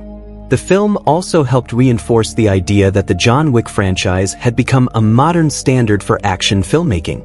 Its focus on practical effects, clear choreography, and disciplined storytelling influenced many discussions about how action movies should be made. Overall, the combination of strong box office performance, positive critical reception, and enthusiastic audience support made John Wick, Chapter 3, Parabellum one of the most successful action films of 2019. The film proved that the franchise was still growing in popularity and set the stage for the next chapter in John Wick's story. One of the biggest strengths of John Wick, Chapter 3, Parabellum is its strong rewatch value. Many action films deliver excitement the first time but lose some of their impact on repeated viewings. However, this movie is designed in a way that allows audiences to enjoy it multiple times while still discovering new details. From its carefully choreographed action scenes to its hidden world-building elements, the film offers several reasons why viewers may want to watch it again. The first reason for its high rewatch value is the complex action choreography. The fight scenes in this movie are not random or chaotic. Every movement is planned, rehearsed, and executed with precision. During the first viewing, audiences may focus mostly on the excitement of the moment. But when watching again, it becomes easier to notice the smaller details in the choreography. For example, viewers may begin to observe how John Wick uses his environment during fights. He often adapts to the objects around him, turning everyday items into tools for survival. Tables, glass cases, weapons on display, and even walls become part of the combat. These details reveal how carefully the action scenes were designed. Another reason the film works well for repeated viewing is its visual style. The cinematography includes strong colors, dramatic lighting, and reflections that create visually rich scenes. During the first viewing, the audience might be focused on the story and action. On a second or third viewing, viewers may notice the artistic choices in lighting, camera movement, and framing. The use of mirrors, neon lighting, and detailed environments adds layers to the visual storytelling. Each location has its own personality, and noticing these differences becomes easier when watching the film again. This visual depth makes the movie feel more like a crafted experience rather than just a series of action scenes. Another important element that improves rewatch value is the expanding mythology of the assassin world. Parabellum reveals more about the secret society introduced in the earlier films. Organizations like the High Table, the Continental Network, and underground groups like the Bowery Kings Operation all contribute to the larger universe. During the first viewing, some of these elements may feel mysterious or confusing. However, watching the film again allows the audience to better understand how these organizations connect and how their rules influence the characters. The deeper viewers explore the story, the more interesting the hidden structure of this world becomes. The performances also contribute to the film's lasting appeal. Keanu Reeves' portrayal of John Wick is subtle and controlled. Because the character speaks very little, much of his personality is communicated through body language and expression. Watching the film again makes it easier to notice these small details in his performance. Supporting characters also reveal new layers upon repeated viewing. Winston's actions, for example, become more interesting when audiences already know how the story ends. His conversations and decisions throughout the film may appear slightly different when viewed with that knowledge. Beyond entertainment, the film also leaves audiences with several takeaways about its deeper themes. One of the most important messages is about determination and resilience. John Wick's situation seems almost impossible. He is hunted by an entire global network of assassins and has very few allies left. Yet he continues moving forward despite injuries, exhaustion, and constant danger. This persistence becomes one of the most inspiring aspects of the character. Even though John exists in a violent world, his refusal to surrender represents the strength of human determination. Another takeaway involves the theme of consequences. The entire story begins because of one decision John made in the previous film. That choice leads to a chain of events that place him in extreme danger. The movie reminds viewers that actions often create long-lasting consequences that cannot easily be avoided. The film also highlights the tension between individual freedom and powerful systems. The High Table represents a structured authority that controls the assassin world. John Wick's struggle against this system reflects a broader idea about individuals trying to escape rigid systems that limit their freedom. Overall, John Wick, Chapter 3, Parabellum offers both entertainment and deeper storytelling elements that reward repeated viewing. Its combination of stylish action, detailed world-building, and powerful themes makes it a film that audiences can return to again and again while continuing to appreciate new details each time.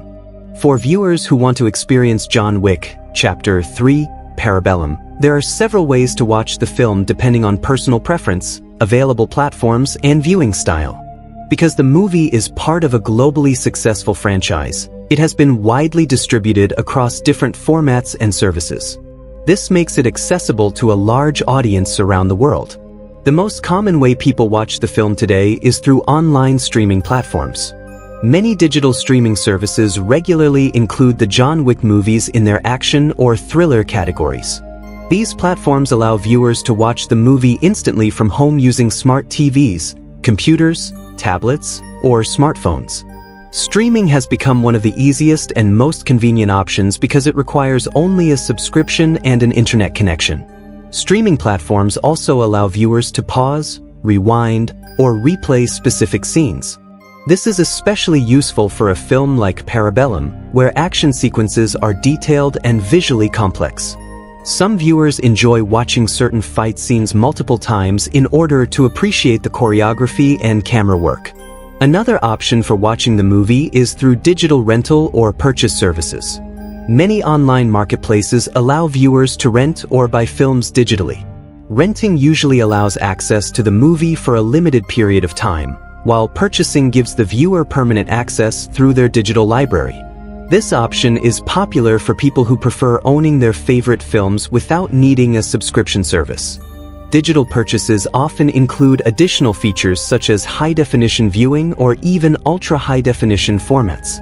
These higher-quality versions allow viewers to fully appreciate the film's visual style, lighting, and cinematography.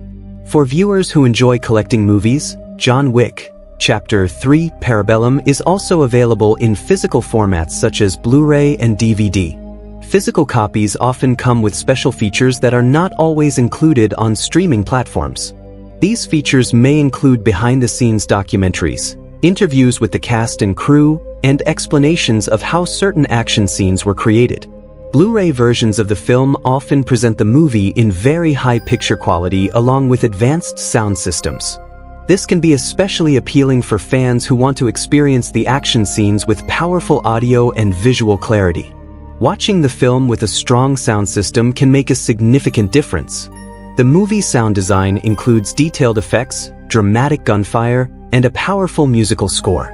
High-quality speakers or surround sound systems can make these elements feel more immersive, bringing the viewer closer to the cinematic experience. Another enjoyable way to watch the film is by viewing the entire John Wick series in order. Because Parabellum is the third chapter in an ongoing story, watching the previous films first can help viewers understand the characters and events more clearly. The story builds from one film to the next, and many details become more meaningful when the movies are experienced as a connected series. Viewing the films in sequence also helps audiences follow John Wick's personal journey. The first film focuses on his return to the assassin world, the second film expands the criminal system he is part of, and the third film shows the consequences of breaking that system's rules. Experiencing this progression adds depth to the overall story. For the best viewing experience, it can be helpful to watch the movie in a comfortable and distraction-free environment.